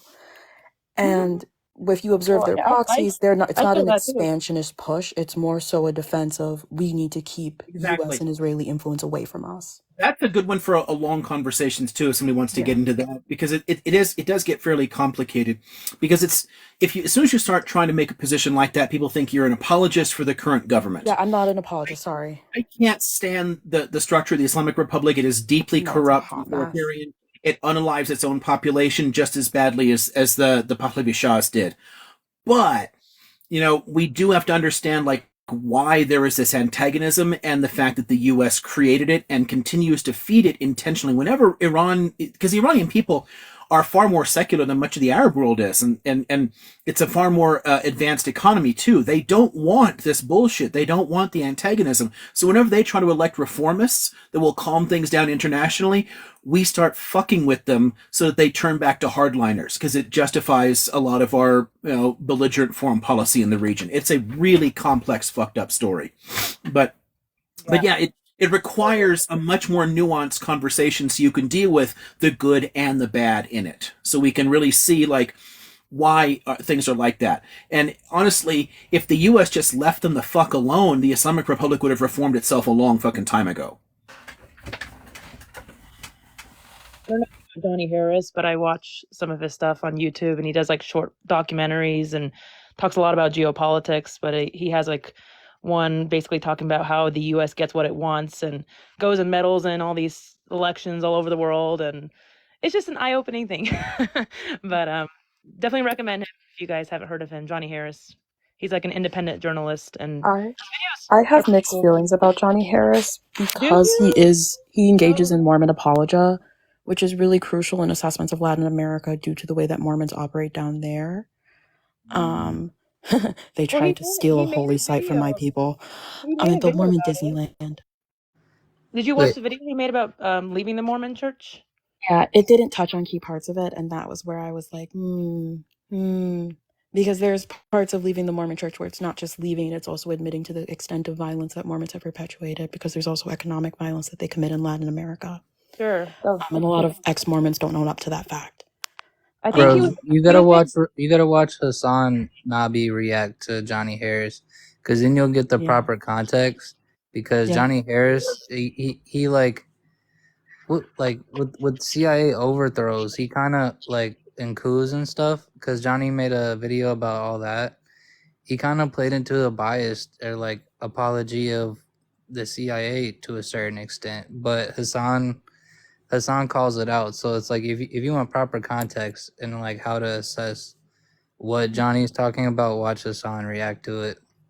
I would also recommend the podcast Blowback. Sometimes they get a little excited about topics, but they do a pretty good job of adjusting certain key points, especially in their special episode on Guatemala. Is that named for the general concept or for the Chalmers Johnson book? Blowback is a podcast. Oh, I It's was from the wondering what people who used to do Chapo Trap House, I think. Okay. They tend to be pretty consistent with factual accuracy, and they're very blatant about the way intervention plays out with the U.S., which is Okay. necessary. They have a season on Korea, I think, another season on Iraq, and they have a special episode on Guatemala that was quite good.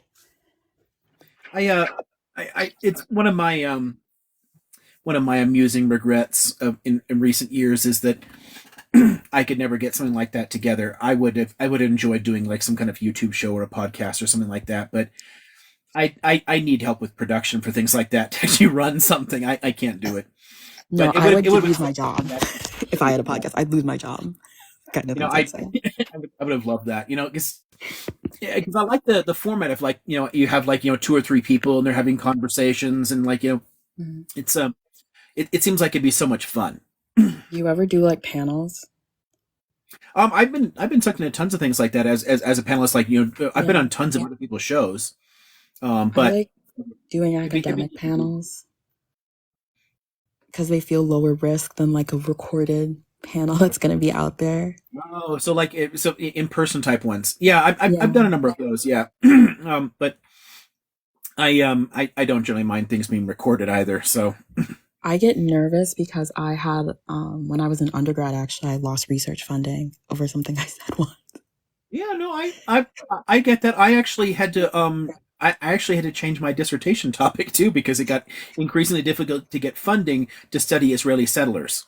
Yeah, no, that's what I lost funding over in undergrad is I did research on Israel's role in the Guatemalan genocide, Oh, and neat. people weren't happy with me at my school. Yeah, I was looking at the radicalization of the Haredim in the West Bank and how that affected the of occupation. And it's yeah, it got increasingly difficult to get funding.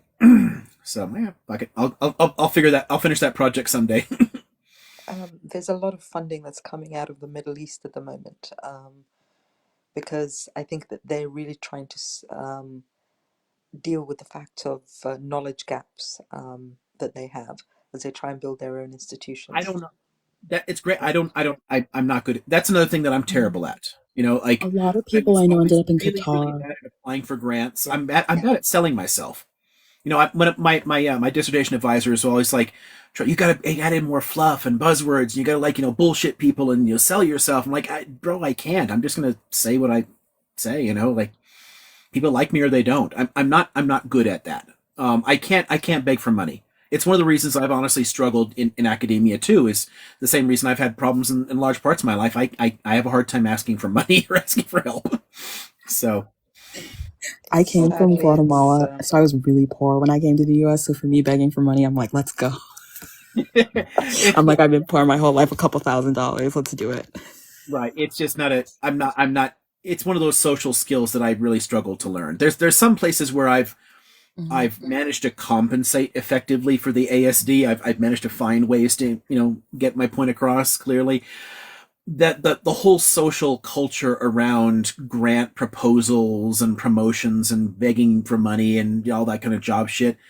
I'm gonna be very authentic and just be myself. And if they like me, they like me. If they don't, they don't. I got lucky. I have ASD, but I got lucky because I got a professor early on who was like, I'm going to teach you the list of social cues and like the steps you need to follow. So in my head, it's like very structured the way I do it because it's not like a naturally structured situation. Right, exactly. Yeah, I've had tons of weird workarounds Mhm. that I figured out over the last 5 decades, but He used to make me practice no with one knew him what this so that I shit was wouldn't scare people at all. off. So a lot of my coping mechanisms, they're just, oh, there's a little heart thing. Oh, they're so cute. Um, I like the little things that pop up on the screen. It's so entertaining. Yeah, I had to figure some of this shit out on my own because no one knew what the hell it was. So I don't, I only, yeah, the fact I made it so far in academia was surprising to me because I showed up with PTSD and autism. yeah, I'm honestly surprised I did all right as an instructor. You know, because ASD and ADHD. I figured I'd be a terrible lecturer. But I I mean, I turned got out to better be at a it. better history lecturer than a math lecturer. I got I can still with this thing I can still see that my heart rate spikes massively because it's stressful as hell, but I enjoy it. I still it's worth doing, and I enjoy the kind of like the interaction with the students and how that kind of works. It's great, but I did not know I'd be able to do it at all until I actually started doing it. And my first few years, I'm sure I was terrible. I got better at it. I TA'd math, but then I switched to social sciences. Like I started TAing history classes, and it turned out that I was much better at teaching history than math. Because math, I was just like, why don't you understand? I was horrible. Because I Right. used to teach Why stats. I is used to this teach like obvious? fourth level stats, and people would just hate me, and I'd be like, it's not my fault you don't understand. Yeah, I'd be in the same boat there. I had a real block about numbers as a kid. I just couldn't. I'm really really good with arithmetic. Like I can count cards. I mean, Yeah. I I used to go to Vegas, and that's how I pay for fun shows. I don't like gambling. My family likes gambling. I don't like Did it at you all. get But I banned too? but I can sit down. I can count cards well enough that I can make my money and go get some dinner and a show and be happy with I'm that. banned from a casino in Minnesota because my first time I got too excited. Yeah, I was careful enough about it. Like, I play a few hands, I move on, go to a different place. You make sure you never stay too long at it, and you don't bet too much at. Ooh, a little hat, cool. Yeah, but again, because I'm not really, I don't like gambling. It was easy because I'm only trying to make money so I can go see Blue Man Group or some shit. It's no big You're a deal. stronger But, person than I like was. I can count dice fast. I can count cards fast. Like arithmetic is super easy. Any higher maths I struggle with because for me to remember how to do it, I have to understand the why of it. I would have needed like somebody to teach me the philosophy of maths, and no was doing that. They're just like, why don't you understand? This is just super easy. People, I mean, fuck, I can never remember what the fuck a square root is. People have explained it to me a million times. If something doesn't make sense, I'm not going to remember it. I went to a school where they taught us proof-based math, so we were learned proofs for everything. And that helped me a lot because then I was like, I knew exactly why I was doing these things. Yeah, the So whys would really help. They just taught me like different formulae. Like here's the formula. Remember this formula. I'm like, it's just a bunch of my gibberish. only issue in math was geometry, though. I was like, shapes. I was like, no. I had issues in physics too. I can't conceptualize things in space. Yeah, it's interesting how like all the different variations in the brains there too. Yeah, like I have a really good spatial sense, but I can't see a damn thing in my head, so it got to be really tricky that way. So yeah, I struggle with all higher maths. That was the hardest thing about getting through my undergrad. It was, I mean, I just to make it easier, I went and while I was doing that, I took the classes at the junior college, like pass no pass, and transferred it in, and they were the hardest C's I ever got in my life. My school Everything don't else, need to do like that. my entire transcript is nothing but A's, and then I transferred in pass no pass, C's in three I math have like classes. 3 C's on my undergrad transcript because of the 3 classes they made me take. Yeah. And if it's not related to my special interest, there's nothing happening in my brain. There's no Yeah, movement. yeah, exactly. There's no activity. It was so hard to get past like the mental block that would, from because again from struggling with it in childhood, I didn't want to remember it, and if I don't know the why, I just can't hold it. I So agree. yeah, I'm the same. I just cheated and took him into JC. Marta, is it possible I can circle back to you? I think the chat is really enjoying this conversation. So, but I also want to make sure that I'm fair to everybody else that's Yeah, waiting. good. Thanks for jumping in there because yeah, we're wandering way off track, but No, I it's think sometimes we need to. So there's a couple of quick questions, and then I'll hand over to Jax, then Layman, then Dimple. So the common question of your background, I'm going to start telling people that you're.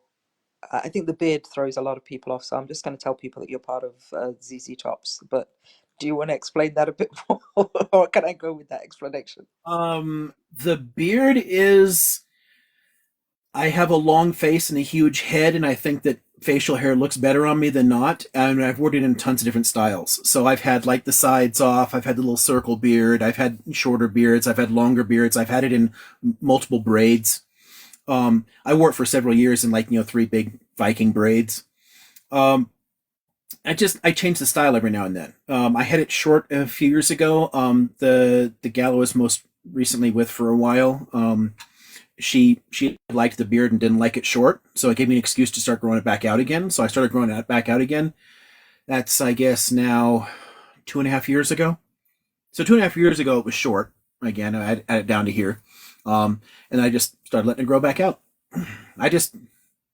I mean, I haven't seen my chin in I don't know 26, 27 years, something like that. I don't know. It was sometime in the '90s was the last time I had the hair off here. Um, it's not for a religious or cultural reason. It's just I like it. And there's also a request for clarification about Yemen being divided between England and Italy. I thought it was to do with Yeah, East not Africa and Yemen, but yeah, not Italy. Italy had where today Eritrea and Ethiopia are, and then the whole eastern edges of Somalia. So not like the British Somaliland at the top. That will be directly below Yemen, but the stuff past the Horn of Africa. So where Puntland is, and then down to Mogadishu, that was all Italian. The Italians weren't actually in Yemen really. That was that was sort of a separate issue. But they were in the neighborhood. and then a book request. Can you recommend a book on anarchy, like a beginner's guide almost? Um, Shit. God, there's so many of them. Let me chew on it for a minute. Maybe I'll bring a handful over and think about it while we're talking Yeah, about sure. something else, and then Yeah. I'll suggest something. Let me grab a handful of possibilities, and then I can having them physically next to me will help me think about it. But I have a handful of possibilities, but it's hard to like always pick like one place.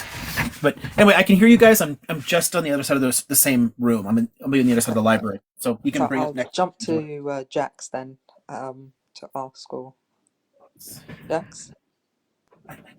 Okay, So Liam can still hear you. He's just finding a book. So if you wanted to ask a question or say something, he said, "Go ahead." I just came in to check on him. We've been like every night for the past couple of nights, so wanted to see how he was doing. And I was interested in the Yemen talk, and pretty much all of the questions were answered with Yemen.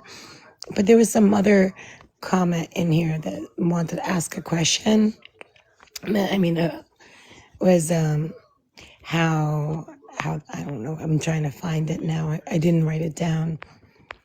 It was about how does he feel about communism? I believe it was. I think they. Oh yeah, we touched on. I think it was to do with the Gaddafi question. Oh yeah, yes. Oh yeah, Yeah, that's no, that's he right. wasn't a fan of the book, but he had some. He said That's that right. there were some principles that were interesting, but he wasn't a fan of the book. Yeah, no, the book is incoherent. And by the way, everybody, please tap on the screen. And this is an amazing education. All we have to do is, if you're in the chat, if you go on Dr. Liam's username on the top, you see that little yellow heart. If you could possibly tap that little yellow heart, you can join Liam's educational team. And being in this team, you could also help him out and boost his algorithm and bring more friends and maybe bring little special effects. I'm happy I didn't know you liked like little things like that with the hat. Oh, they're so entertaining. It's They're cute. fun, Like right? little hearts bounce around and hats and sunglasses and all kinds of weird shit. I know they're fun. I was like, I never Easily wanted to entertaining. send it because I didn't want to distract you. Because the way we could just bounce off the way how we are. We both function very similarly when it comes to that. And I know where I'm taking you on vacation, by the way. Oh, I get to go somewhere. You get to you're with me for the rest of your life. You know that. How about like Powell's books? Always nice going back to Yes. an entire city block of books. Oh, hearts! I like that. See, and that's why when you join Liam's team, it's great because it does bring him up the algorithm and it brings more people, and it does put little hearts on him, and look how that makes his day and it makes his night. Everybody wants to make Doctor's night. Oh, really good question in the chat that I can address very quickly if you guys don't mind. Of course. Yes, please. Okay. And then Layman is after that. Israel is an occupier in technical terms for the way that we have to understand it because they haven't annexed that territory. Ooh, hello. But it's not an occupier in the sense that it actually understands itself in permanent sovereign control. It's not like when you invade another country and then hold their territory for a while and let go of it. So like the Golan Heights are occupied territory because Syria still claims it as theirs and it was part of Syria for a while. By this point, it's been Israeli more longer than Syrian, but it's technically occupied territory because it has taken territory from another country. The West Bank and the Gaza Strip are not part of any other country in the world. So there's no actual sovereign government that was ever there. So it's a really weird situation where they think that it's permanently under their control, and there's another national identity that wants control of that but doesn't have a recognized sovereign claim to it. That's where it's complicated. So it's technically complicated. It's a unique issue. So you can think about the entirety of Israel and Palestine being occupied territory in that sense, but it wasn't like it doesn't have international recognition as a country with that territory either. So it's a technical distinction, and I think it's important to understand the nuance there because from the Israeli perspective, it's not occupied territory either. They've never wanted to let it go. And until we accept that, it'll be very difficult to get any kind of real solution. So it's part of the reason I'm frequently critical of the whole two-state peace process kind of ideals too. I criticize that for the same reason, because it's a far more complex situation, and ultimately it plays into Israel's hands to talk about it as an occupation that way. So I'm very critical of the ideological structure of Israel and the way it looks at it. And I think as long as we hold to these narratives of, like, yes, it's called an occupation, right? But it doesn't work in the end of the day. And there's a lot of people in this profession that do the same thing. Ilan Pape makes the same basic point that I make. We came at it from a slightly different reason, but he also says it's actually harmful to think of it in terms of an occupation. Because it actually plays into Israel's hands in some ways. It allows them to stretch this out indefinitely, and that's the key issue there. It's a complex topic to get into the why of it, but yeah, we're kind of we're stuck with the term because everyone's using it. But I mean, all these different groups, if you want to talk about tons of different groups, I mean, they're also talking about a two-state solution that'll never fly anyway. I mean, it won't work there either. So, at the end of the day, it's whether or not you want to perpetuate the current, status quo that can never be solved, or do we want to move past that and find a real solution? So that's where it works for me, I guess. Is I've tried to think long term. How do we get out of this shit? So that's it. So I don't know if that helped at all, because it's a much bigger topic. Maybe we can bring it up a different day and we can dive into it for quite a while. But we should get into other questions. I just wanted to try and at least point out, yeah, I understand everyone calls it an occupation. I'm not trying to accept Israel's one state solution kind of bullshit there. That's a load of crap too. But it's my criticism of that is kind of why I do that. Anyway, so Did you let's have come any back luck with the book before I move to Layman? Okay. So there's a If not, difference I can between ask. looking at collections of classic anarchist writings, but a lot of that stuff, if you're looking at 19th, early 20th century stuff, I'm not sure how that helps a new person to it. So I thought instead more of introductions. So I think of the three that I grabbed, I can narrow it down just to two. So I'll leave out. Oh, if anybody wants to see what I grabbed at least, let's do. I did also pick up Demanding the Impossible, but I don't think it's a great introduction. So I'm going to set that one aside. The two that I'd kind of point to is Daniel Gorin's Anarchism, and it's a nice skinny volume there. Decent introduction to the basic concepts in it and where it comes from. And then organized very differently, Woodcock's book, Anarchism, is based around a handful of significant thinkers. And what he does is he sort of contextualizes the thinker and then their approach to anarchism, because anarchism isn't one thing. There's a whole bunch of different ways of thinking about it. So it's a neat introduction to some of the diversity in it. And then it goes into histories of the movements as well, like how different anarchist, movements around the world have played out. So this is, as a basic introduction to it, I think this might be one of my favorites just because of the way that I think. But Would you mind flashing that cover again? The nice skinny Hungarian book might also be good. So this is Woodcock's. And all you 14-year-olds are laughing at his name, yes. But there's Anarchism. And then here is unoriginal titles, also called Anarchism. And this is Yarin's book. So these are both pretty good introductions to it, I think. As a concept.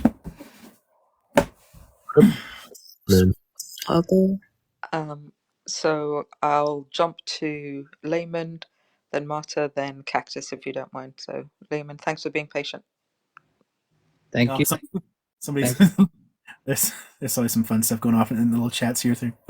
Okay. So yeah, where are we? Oh, Layman, is it? Yep. Howdy. Hey, how's it going? So, okay, so questions regarding theory, for me. So, is there room in anarchism, or at least I'm hearing it's sectarian, right? So, is it can you have is it possible the idea of vanguardism and to go through all the steps and then reach anarchy? Because I find communism to be inherently anarchy when it's stateless, classless, moneyless. So if that's the end goal, yeah. So, or at least for anarcho-communists, yeah. because again, there's different forms of anarchism, but for most anarchists and communists, the end goal is actually quite similar. It's just the path to it is radically different. Okay. Because so you're asking, can there be vanguardism and anarchism?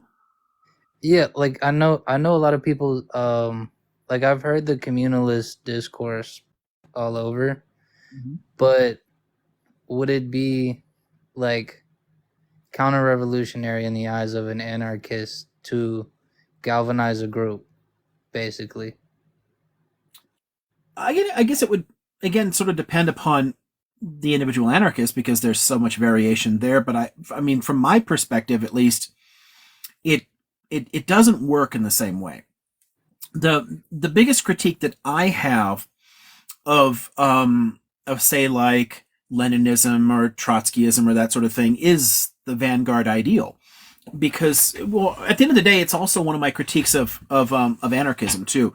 I don't like revolutionary anarchism either, because the idea of a quick overthrow of something and then expecting it to hold together is, I mean, it's been proven wrong over thousands of years. Change in the way people think is necessary for something to be stable. Otherwise, it just falls into civil wars and reactionary things. And if there's reactionaries fighting against it, then you end up with, consolidating power, and that's how you end up with tankies. So it just, the way to anarchy for me is evolutionary. You have to change the way people think about the state first, and we can basically make the state superfluous by building an alternative to the state within it, building our mutual aid societies, building our alternatives to it, helping people to understand how we have traditionally organized our lives and that we can do this again. And with that, you can slowly get people past the idea that they need the state to control things.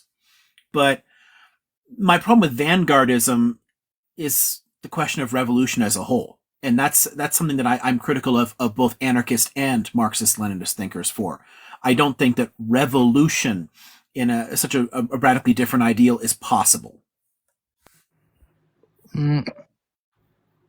And somebody's asking, can you change minds if you don't have power? Yes, absolutely. Power itself doesn't change minds. It just gives you certain tools like school systems or whatever to do that.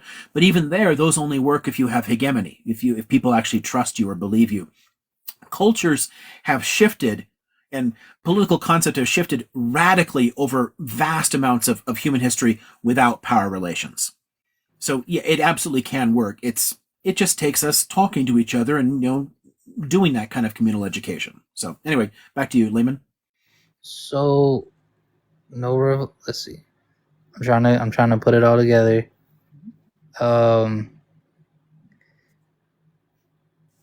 Fuck. Okay. So it's crazy, isn't it? Because most anarchist literature talks about a revolution just like most Marxist literature does.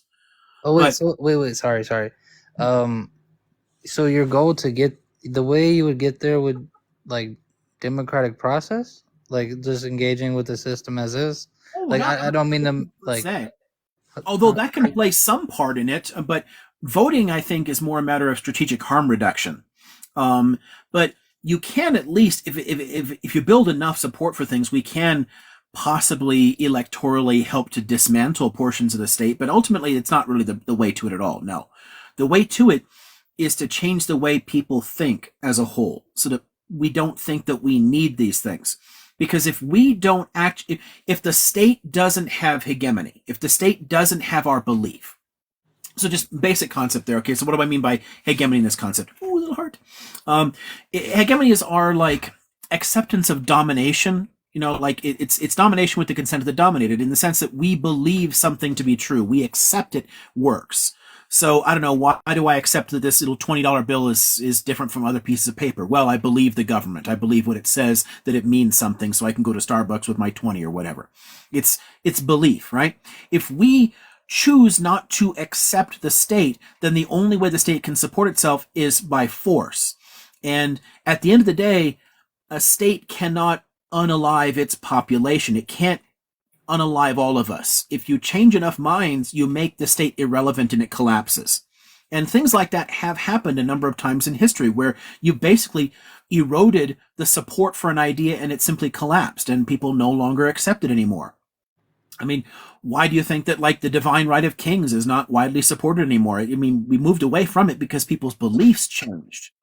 You know, like what they wanted from it, the idea that Jesus picked this guy to be in charge just didn't make sense to people anymore. And because it didn't make sense to people anymore, they tossed it.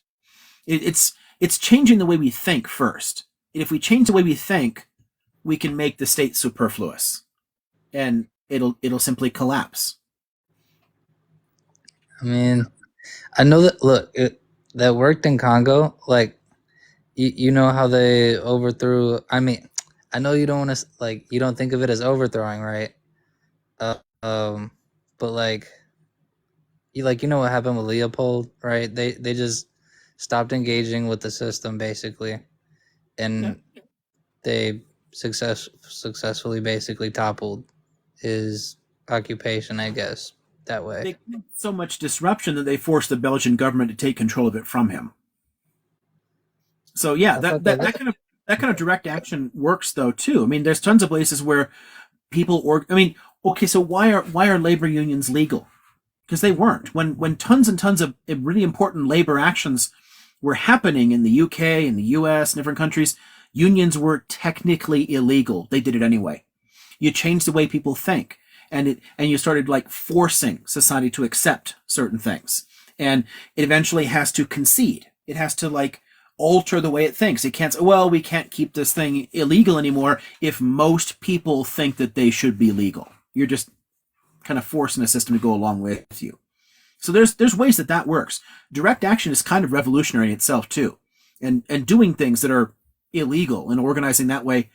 Yeah, that is revolutionary in a sense, but it's not it's not the kind of like we're going to completely overthrow the entire system all at once, by force, whatever. It's a different type of revolution that I'm saying doesn't work. There are tons of revolutionary actions that absolutely have to happen along the way. Okay, I'll have to read more on it. It doesn't sound bad, but I guess I'm stuck in the mind of like, probably because it's like I inherently got some reactionary belief systems, so I stay on vanguardism, but like, right. I think my problem is because reactionary beliefs are so common in the world that people are going to push back against it. That to me is why vanguards and revolutions don't work, because it gives people a kind of moral rationale to organize against it. Oh, look, they're imposing this idea by force. That must make it bad. And then now I can't hear the good ideas that they're saying anymore because I'm connecting it to a sense of force. It's being forced on me. And that opens my mind up to the reactionaries' idea. That happens over and over and over again in our history. There's just tons of examples I can give out of the last 3 centuries where that dynamic is played out. So that's what pushes me away from it. So in terms of, you're not going to find a lot of like my perspective in a lot of anarchist literature. My perspective on it comes from the kind of historian that I am. It's from looking at history and then connecting it to anthropology and the way that, humans have organized historically. So it's, in some ways I clash with a lot of anarchist thought in that way, because anarchists want very rapid change, and they can be very idealistic about that in some ways.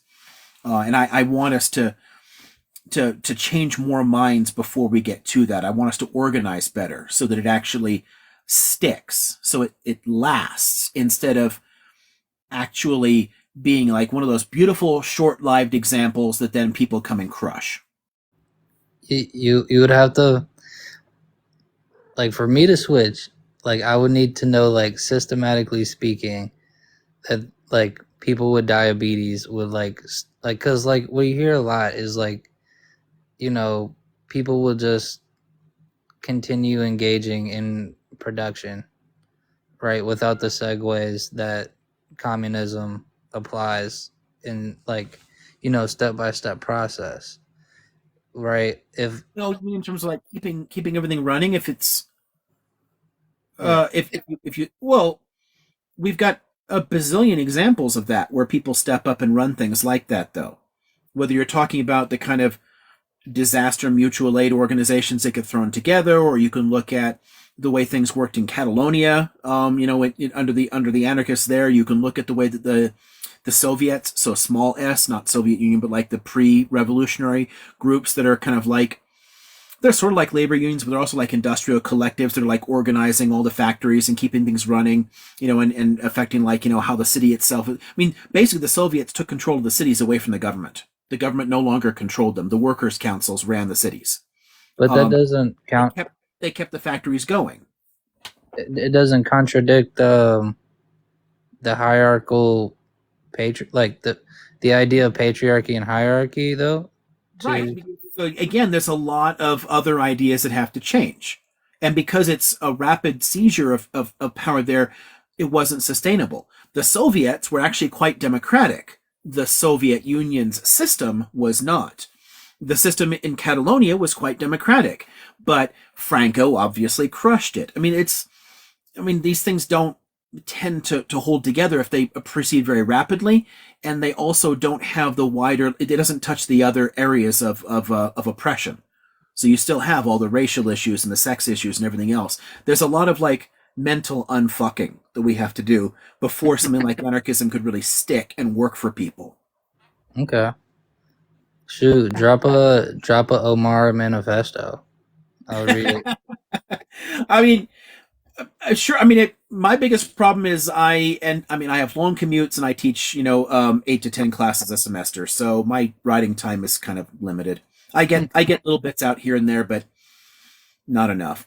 I'd love to have my own kind of like, one like this I could put out there. It'd be a lot of fun. Okay. I mean, I've been chewing on that for decades, but who's got the time? Layman, can I suggest? Because it sounds like you've had some gems and things that you want to try and think about, but I hope you'll come back and continue the conversation. Yeah, it'd be great. We should talk about this more, honestly.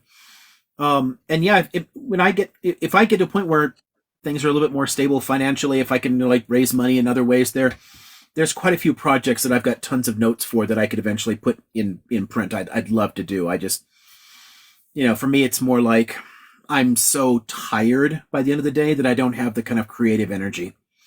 It's more, this is easy, but writing takes a little bit more like focus for me as a ADHD person. But Same. Somebody asked where I am. I'm on the West Coast. I'm in California. So let me do this. Let me jump first to Cactus, and then I'll circle back to Marta. Cactus, over to you. I gotta plug this thing in. The power's starting. Thanks for having me, though. I gotta go to bed. Yeah, no, you're most welcome. Yeah, no, thank you. That was great. Let's come back to that another day, though. I'd love to keep talking about it. Hello. Plug in the power in. Can you hear me? Yep. Can you hear me? Okay.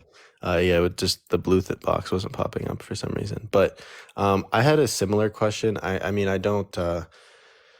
So I'm not a Marxist-Leninist, but I'm just interested, like, in situations where, large parts of the working class are in like such abject misery that like there's just kind of civil unrest that starts to emerge, and something like, I don't know too much about like the detailed history of the October Revolution, but essentially, what do you think about, how do you think the best way to manage that type of like almost like out of control, like inevitable kind of like civil strife, which leads to like a party like that taking power just because people are so miserable, or the vast majority of people are so miserable? Yeah, it's hard because you want to give people a sense of hope. You want to address their immediate concerns. I think part of it would be educating people on what is necessary in the long run to what are our goals, how can we get there, and then what can we do to reduce the harm in the contemporary situation. Like, how can we actually fix things here to make things a little bit better while we're on the way to it, rather than I guess encouraging a kind of like very radical immediate shift, because those will end up always betraying the workers in the long run anyway. It always ends up biting us in the ass. So, but it's tough because you kind of have to approach it on two different levels. You have to deal with the immediate concerns, like the suffering, like people are miserable, they're hurting. Like, how can we fix that? And this is where, for me, and this is where I fall back on my anarchism. I want mutual aid societies. I want people to step up and help each other. If I've got a little bit more food, you can come over and eat. I mean, we should help each other out and take care of those kind of situations as best we can, so we can deal with the immediate misery. And at the same time, have those kind of like working class educations, and like, actually talk about, okay, how can we get there? What can we aim for? Like, what are the goals here? And then give people the tools to talk to each other and spread those ideas, so that more and more of us can understand that we can have a better world. But you have to do both. You can't stay in the airy world of theory and ignore people's like actual situation. We need a combination of theory and praxis.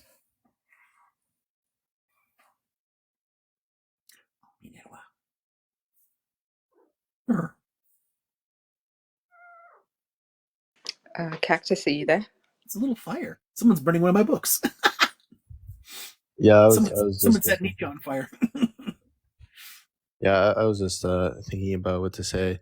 I mean, because I run into a lot of like Marxist Leninists who are just like, what it's not it's like they see it as more of an existential struggle, and they kind of interpret like um, a lot of like what Marx said in that way, where it's just like this existential like war that needs to be fought by the proletariat. And like, do you think that that's like a unproductive sentiment for people to have, per the problems that they're concerned about? And I mean, kinda. I mean, for me, some of that goes back to my exposure to the Frankfurt School, and the fact that they could already recognize in the 30s and 40s that the working class wasn't going to be the major agent of revolutionary change, that it wasn't going to play out in the way that Marx had envisioned this stuff, because it just hasn't anywhere. Part of that is because we lack the kind of direct engagement with them, and part of it goes back to Layman's question about vanguards, because we're trusting that kind of people. This is where, again, I like the anarchists, or if you're going to touch any Marxists at all, where I like some of like the Gramsci or Frankfurt type people. You have to engage with working people. You have to talk to them. You have to make the issues make sense, and deal with people where they are and how they are, because oftentimes the way that Marxists put things just don't make sense in terms of their goals, like what they want to make better in their lives. So it's there really needs to be a lot more of that direct engagement and conversation, so we can basically pitch a form of socialism that genuinely makes sense to people and reaches them where they are. yeah. I did have one other question, which is very different, but what do you think about the prospects of federalizing the EU? Ooh. I'm of two minds on the EU. On the one hand, I prefer radical decentralization of power. From my standpoint, I would like a lot of the countries in the EU to break into much smaller entities and then still create like some kind of overall framework where they interact, because I like devolving power. At the same time, I think that a broader sense of Europeanness has been a really good way of limiting actual conflicts, like military conflicts. The large scale unaliving. Europeans have a long history of unaliving each other in large numbers. So the more you can integrate people culturally and economically, the better, to me. So I'm kind of with. I mean, God, it's God. I caught myself almost saying. I was gonna say I'm with Churchill on this one, in the sense of a United States of Europe, but like standing with that racist imperialist on almost anything is like, it's still kind of like it hurts. But I mean, I kind of agree. Like some kind of broader federal framework that really brings things together could help. I think one of the problems with it is the democracy deficit, the sense of making it real for people to really interact with needs to be greater there. And I think the part of the problem for that is it's dealing with the countries largely as separate sovereign states, and within the borders that came about through much earlier forms of history, which means there's bigger and smaller ones. I would like it if big countries like France were broken up into smaller regions and had representation in the EU that way. We should have like Gascon and Brittany like representing themselves at a local level instead of a handful of big countries kind of like pushing their way around. It just, that part doesn't make sense. Federalizing based on the current nation state borders is never going to work properly. It's always going to break down in some way and cause resentments. If it could be reconceived as a broader project bringing together the various regions and peoples of Europe in a way that they could resolve their disagreements, kind of like a little mini UN where they could talk about things and they could integrate their economies and they could all share things and they could travel around freely. Great, but it's not real to people because I think it deals at the nation state level still. I don't. It's a really rambling kind of answer. I hope that's making sense. Because on the one hand, I really like it, but I don't think it's possible the way it's currently conceived. It's very fucked up. Yeah, and there's still countries like Hungary, which like have their own kind of thing going on. I do have another question, but I want to give yeah. I do want to give other people a chance to talk, but I have another question for whenever the time is I can appropriate. circle back to you if Marta wants to go, and then it will come back to you. Yeah, so I had one quick statement and then a question for Liam. So one area where I do see it come into practice in terms of like what is an ideology that actually gets implemented and shared amongst people and implemented in real life is Zapatismo, which is a community I've spent a lot of time in, the Zapatistas in southern Mexico. And a lot of that, it's an ideology into itself, even though it draws on others, but a lot of it is the idea of mandar obedeciendo, which is to serve and not be served, represent and not supplant, build and not destroy, propose and not impose, and convince, not defeat, from below, not above. So a lot of it is built on building from the ground upwards a community and teaching the values in this community and collectively holding these values. And from there, relying heavily on indigenous models of engagement, particularly in this listening process, that we are not trying to control each other, we are not trying to dominate each other, to then build community based on that, and to not ask for payment, but to ask for reciprocity, for sharing. And if we compare the living conditions of Maya people, because I'm Mama-Nichelle, so I'm of two Maya identities. If we compare the living conditions of the Mam in Zapatista-controlled territories to Mam outside of those territories, you do see a higher standard of living. Is it that much greater by Western? Not necessarily, but for the kind of poverty and abuse that we suffer at the hands of the government, it is significant. Oh yeah, for sure. And it's in this community. Yeah, I think it's a fantastic model. And when people look for where does this ever work? How do things survive? Oh, the Paris Commune collapsed immediately, crap like that. I mean, there are places where it's held out, and in part because they were willing to defend it, and in part because it just wasn't worth it to the state to go after it. But they've built up such a thriving internal dynamic that I think it really is something worth looking at. This is just for fun. If anyone was interested. I forgot. Linda actually just died last year, I think, relatively recently. Anyway, this is sort of like a fun kind of like back and forth conversation between like the IWW tradition and the Zapatista tradition, like showing where they overlap in some of their approaches, where they can learn from each other, because I really think that we need to take seriously a lot of the alternatives, a lot of the different things that have been tried in practice, how things have worked, and see how can we get there? How can we build something that actually works? God, yeah, I think that looking at Chiapas is absolutely vital.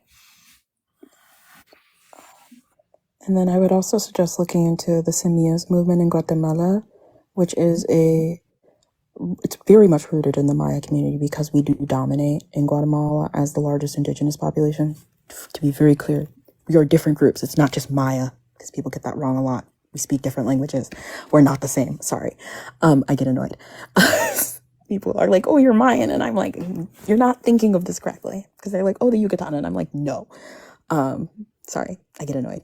But that is just one thing that I would want to throw out there too, is the Semilla movement in Guatemala, particularly if we get around this coup period right now, especially if it goes through, that would be something to watch for what they're trying to implement using that.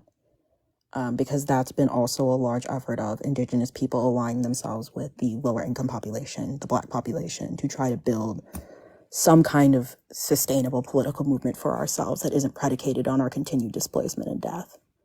Yeah, it's sad that so many alternative models that they're based on blending in indigenous political concepts have been historically crushed by force.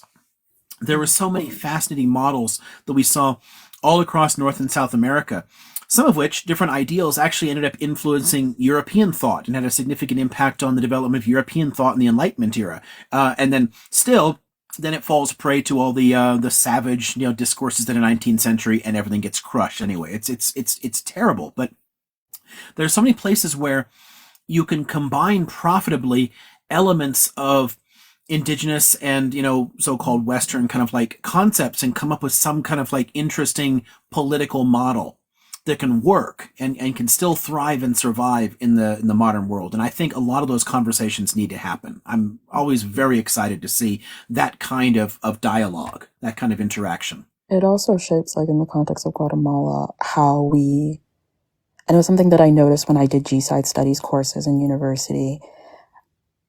Coming from a Maya community, that shaped how we engaged with our G-side and how we engaged in historical memory.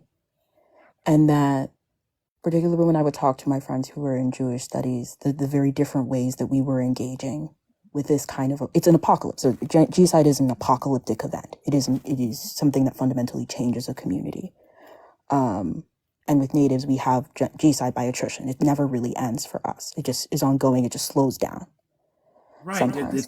There's and it ramps up. For the Maya communities, it ramped up during our 36-year civil war in Guatemala. But that would also be something. One of the reasons it's problematic when people talk about the situation for Jews in the world too, is because it's also done exactly the same thing. That's why it's a generational trauma.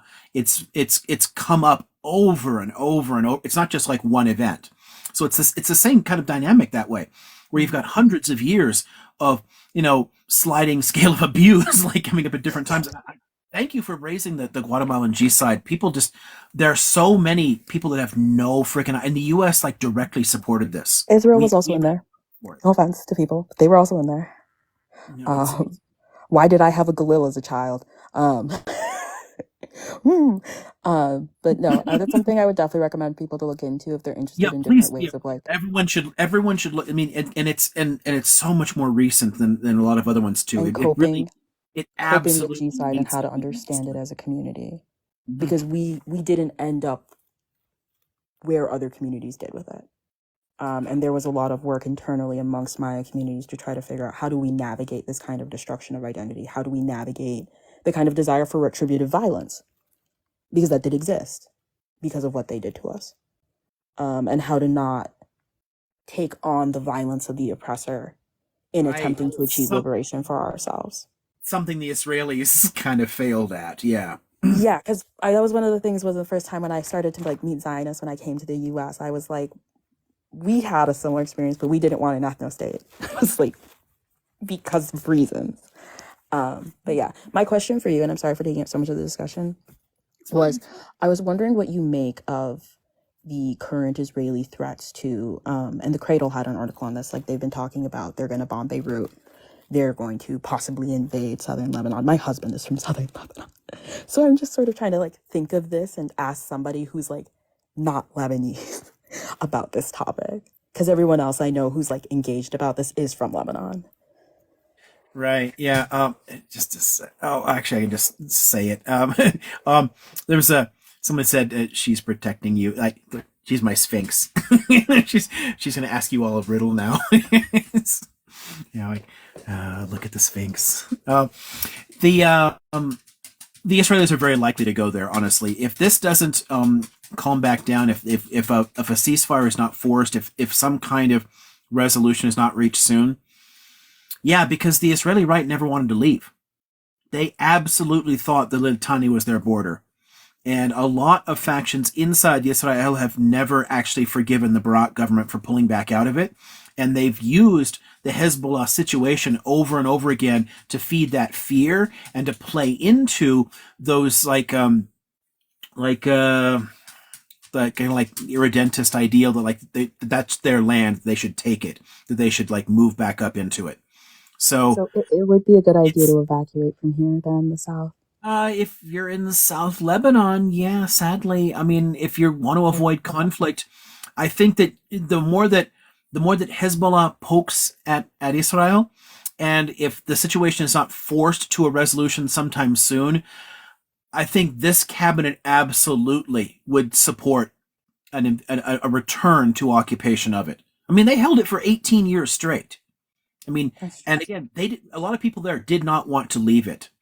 So I think it's definitely possible. It's one of my biggest fears, honestly, about this situation and where it is most likely to spiral into a bigger conflict, is I think a return to that. Do you think HZ will be able to drive them out again? Well, I mean, in the long run, you can't defeat an insurgency like that because, again, these things are political. It's the same way with like defeating the other age group.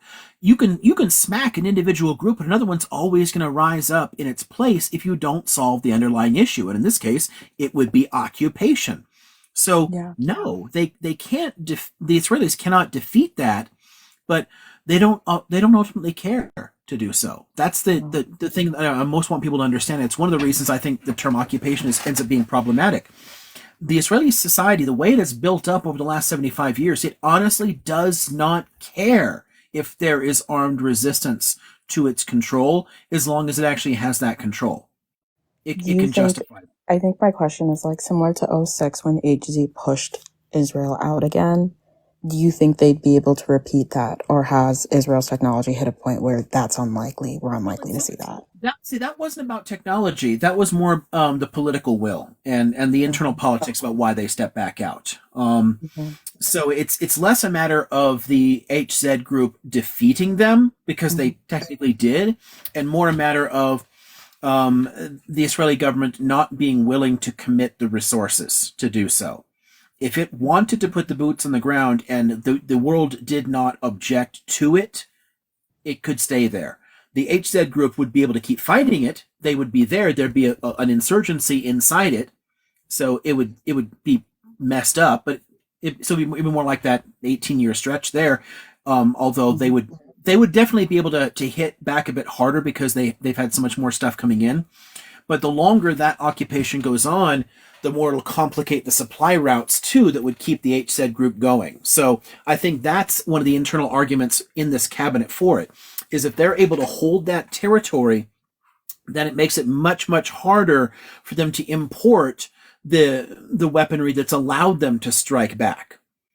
Yeah. So it actually provides a justification for the Israelis to doing this. And that's one of the reasons I think it's such a dangerous situation, where I think it's of the possible scenarios of this spiraling outward, it's the most likely of them for me. Yeah, I think I'm of two minds when it comes to the HZ group, because I'm in southern Lebanon with my husband's family. I don't know what else they would have done but start poking the bear without it weakening them, because if they did nothing, that would have weakened them here. Yeah, you can't do nothing, but it often forces people into strategic alliances with groups that themselves have problematic ideologies too. It's it's the same position I have on like the other age group. Is like I have real problems with their ideology, but I completely understand why people would rally around them. I mean, it's basic cause and effect. You know, that's sort of where I am observing people here with HZ, because I don't know really who else they would have turned to given the history of the Lebanese forces with this community. I mean, look at like Lebanese communists aligned with them. I mean, and they disagree radically in some of their basic positions, but they're perfectly willing to line up and support them because they at least are able to organize better, to bring in the weaponry, and they're able to take the fight back to it. So, but no, if there's political will, and this current cabinet with the kind of loons that they currently have in Jerusalem, if they get involved, I don't think that the HZ group would be able to repel them. It would have to be a change in the internal political and economic system inside Israel, like the circumstances there would have to change, or international pressure would have to force them out. But just straight up, in terms of the capacity, no, I think it'd be terrible. I mean, if you've got an ability to move further north, this might be a good time to consider it. Yeah, there's a large pocket of Lebanese Palestinians here. So there's reluctance amongst this community to move again. Oh yeah, no, I get that. I mean, again, it's one of the reasons that the fight before was so long. It's the reasons that the Israelis started intervening there in the mid '70s. I mean, the Palestinians being there, yeah, creates certain problems, and a lot of them don't want to move again. And certainly, I mean, hell, the occupation in '82 is why the HZ group was formed. They're literally a response to it. So yeah, of course, people are going to fight back. And organizing the Palestinians and Shi'i in the south is going to be necessary because of another occupation if it happens.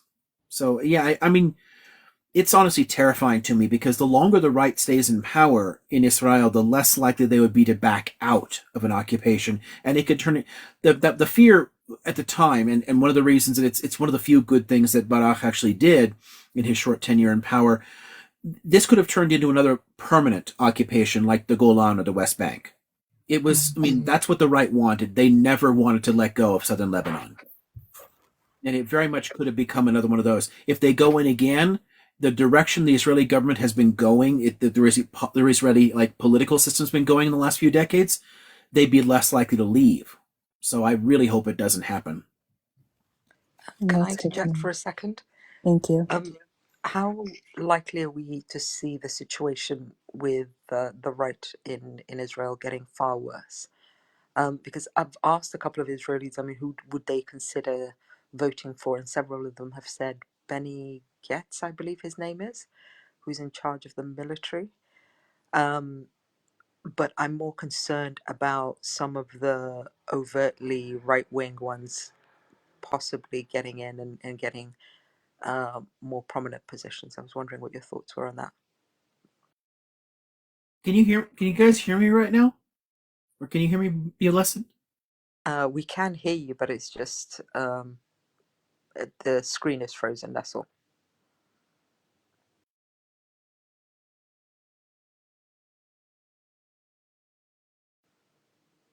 Yeah, the screen's frozen. I don't know if you can hear us at all. Can the rest of the panel hear Liam? He's frozen for me. Yeah, I think his screen is frozen. There we are. Okay, yeah, I guess I got to find out how the resume works. Everything froze up, like the screen froze solid. I could still hear you talking, but then it went poof and took me back to an ad. Yeah, it's been doing that a lot in the last few days. I don't know what's going on, but I think this resume thing seems to be working. But yes, I don't know if you heard my question. So I think I oh gosh, yeah, I completely heard it, but my short-term memory. It was whether the situation with the right of Israel is going to get worse. the direction their political system's going. Yes. It's the same answer I've been giving people for 20 years, honestly. It's going to keep getting worse because the structural conditions actually feed into it. It makes it very, very hard to come up with an alternative. As long as this conflict goes on, it plays into the hands of the right. So even when you have people taking power temporarily who aren't overtly fascistic, they still end up contributing to the long-term slide, and their parties are pretty far to the right. All of the other alternatives right now, they're still right-wing parties. Just some of them aren't overtly fascistic. It's not going to get better, and it won't get better until there's some kind of radical change in the structural conditions. So I'm very pessimistic about the direction of the Israeli polity. So is my $50 bet that Israel will start World War III? That was like, oh, please don't go there. I mean, because it so reminds me of what the Christians have wanted all along. We don't need an apocalypse there. Thank you very much. Please, no apocalypse. I don't need anybody. I'm just hoping that it's fine in Guatemala. There's so many freaking Americans who want the Antichrist to blah blah blah and all that. Oh God, no, please. Oh, no, I'm really mad if that happens before my home country gets like decent democracy. I'm going to be so mad if that kicks off before we even get a decent president. I just can't. It's such a nightmare scenario. I mean, a large war in the area would excite the evangelicals so fucking much that it would tip this country into direct fascism. I mean, I'm terrified. The ones in Guatemala would probably have a field day. The comments are really cracking me up today. Somebody said the Antichrist with an Apple Watch, which I thought was quite funny. The Antichrist with a what? With a what? With an Apple Watch. An Apple Watch. That's funny. Martha, can I go back to Cactus, or did you want to finish off? What? Cactus, do you want to hit us with your next question?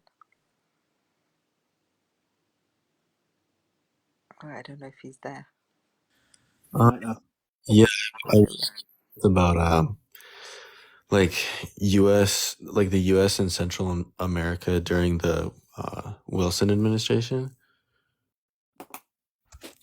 What about that? Like, didn't the U.S. invade a number of countries in Central America during the like when Woodrow Wilson was president? Yeah.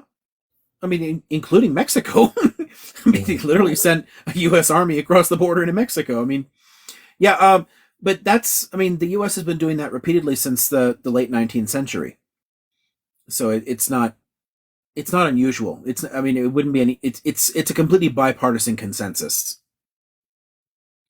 And even when we don't directly send in troops, and we still have, I mean, I don't know. I mean, look at like Reagan Reagan was in Grenada, and Bush Senior was in Panama. Like it still happens there, but more often now it's supporting proxy forces, and that gets us to like the Guatemalan G side too. Like we still are deeply involved in a lot of really, really fucked up stuff. But yes, it definitely happened under Wilson. So I don't know where you want to go with that. Yeah, I actually I didn't think of a question, but while you were answering, so I just said something. But while you were answering, I remembered something I actually am really curious about. What do you think about the new president of Argentina? I don't think I heard. Oh God! Let's. Oh no, please. He's he's smart enough to be dangerous and a really messed up ideologue. Like a lot of his ideas are really going to immiserate Argentinians, and they've suffered enough. I mean, and I totally get why people would support a kind of outsider with like radically different ideas, because they've been screwed by so many successive governments for so long that I totally get it. But if he manages to get his ideas through the parliament, they're in for a much worse time. So I'm worried. I mean, this could make an already difficult situation much worse. And if it gets too bad, the military is just going to step in all over again. And so I'm nervous as hell. Yeah, do you think there's something about Argentina geographically or just something fundamental in its economy that has given it so many economic crises over the years, despite having like different leaderships? Mm-hmm. So something about like the physical location?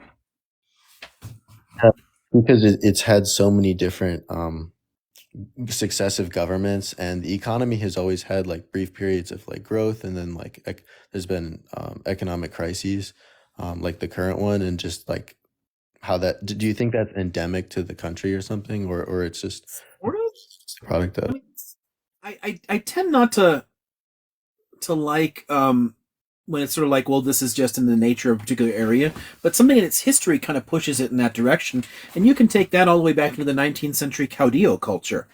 I mean, the kind of macho authoritarian kind of bullshit is sort of, it's part of the history. In the same way that I think in the U.S., the sort of frontier mythos, that the kind of mythology the U.S. had about taming a savage land and whatnot, it actually contributes to us being a fucked up imperialist power in the contemporary world. I think it's something in the history that has influenced elements of the political culture that tend to elevate incompetent people to positions of authority.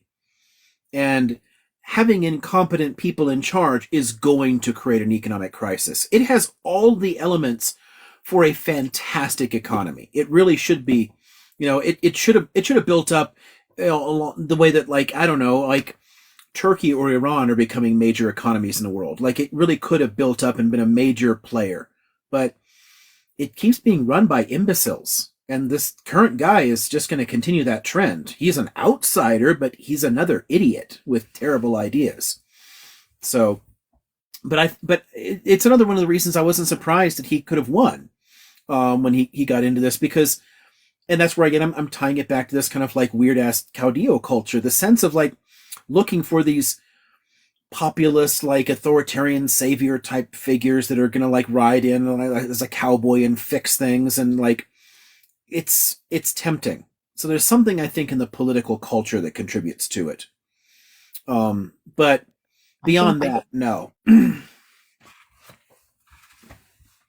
I jump in with a question from the comments?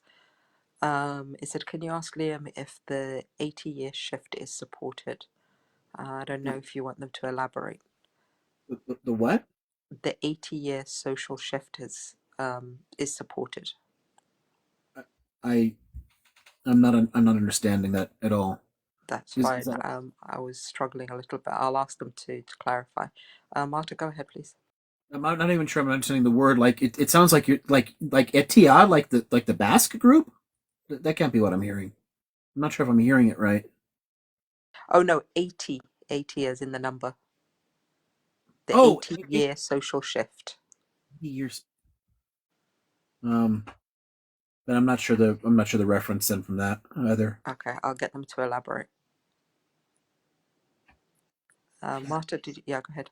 I think with the Claudio culture, because somebody in the comments was like, so Argentina's socialism was too inherently macho law. I think and you can correct me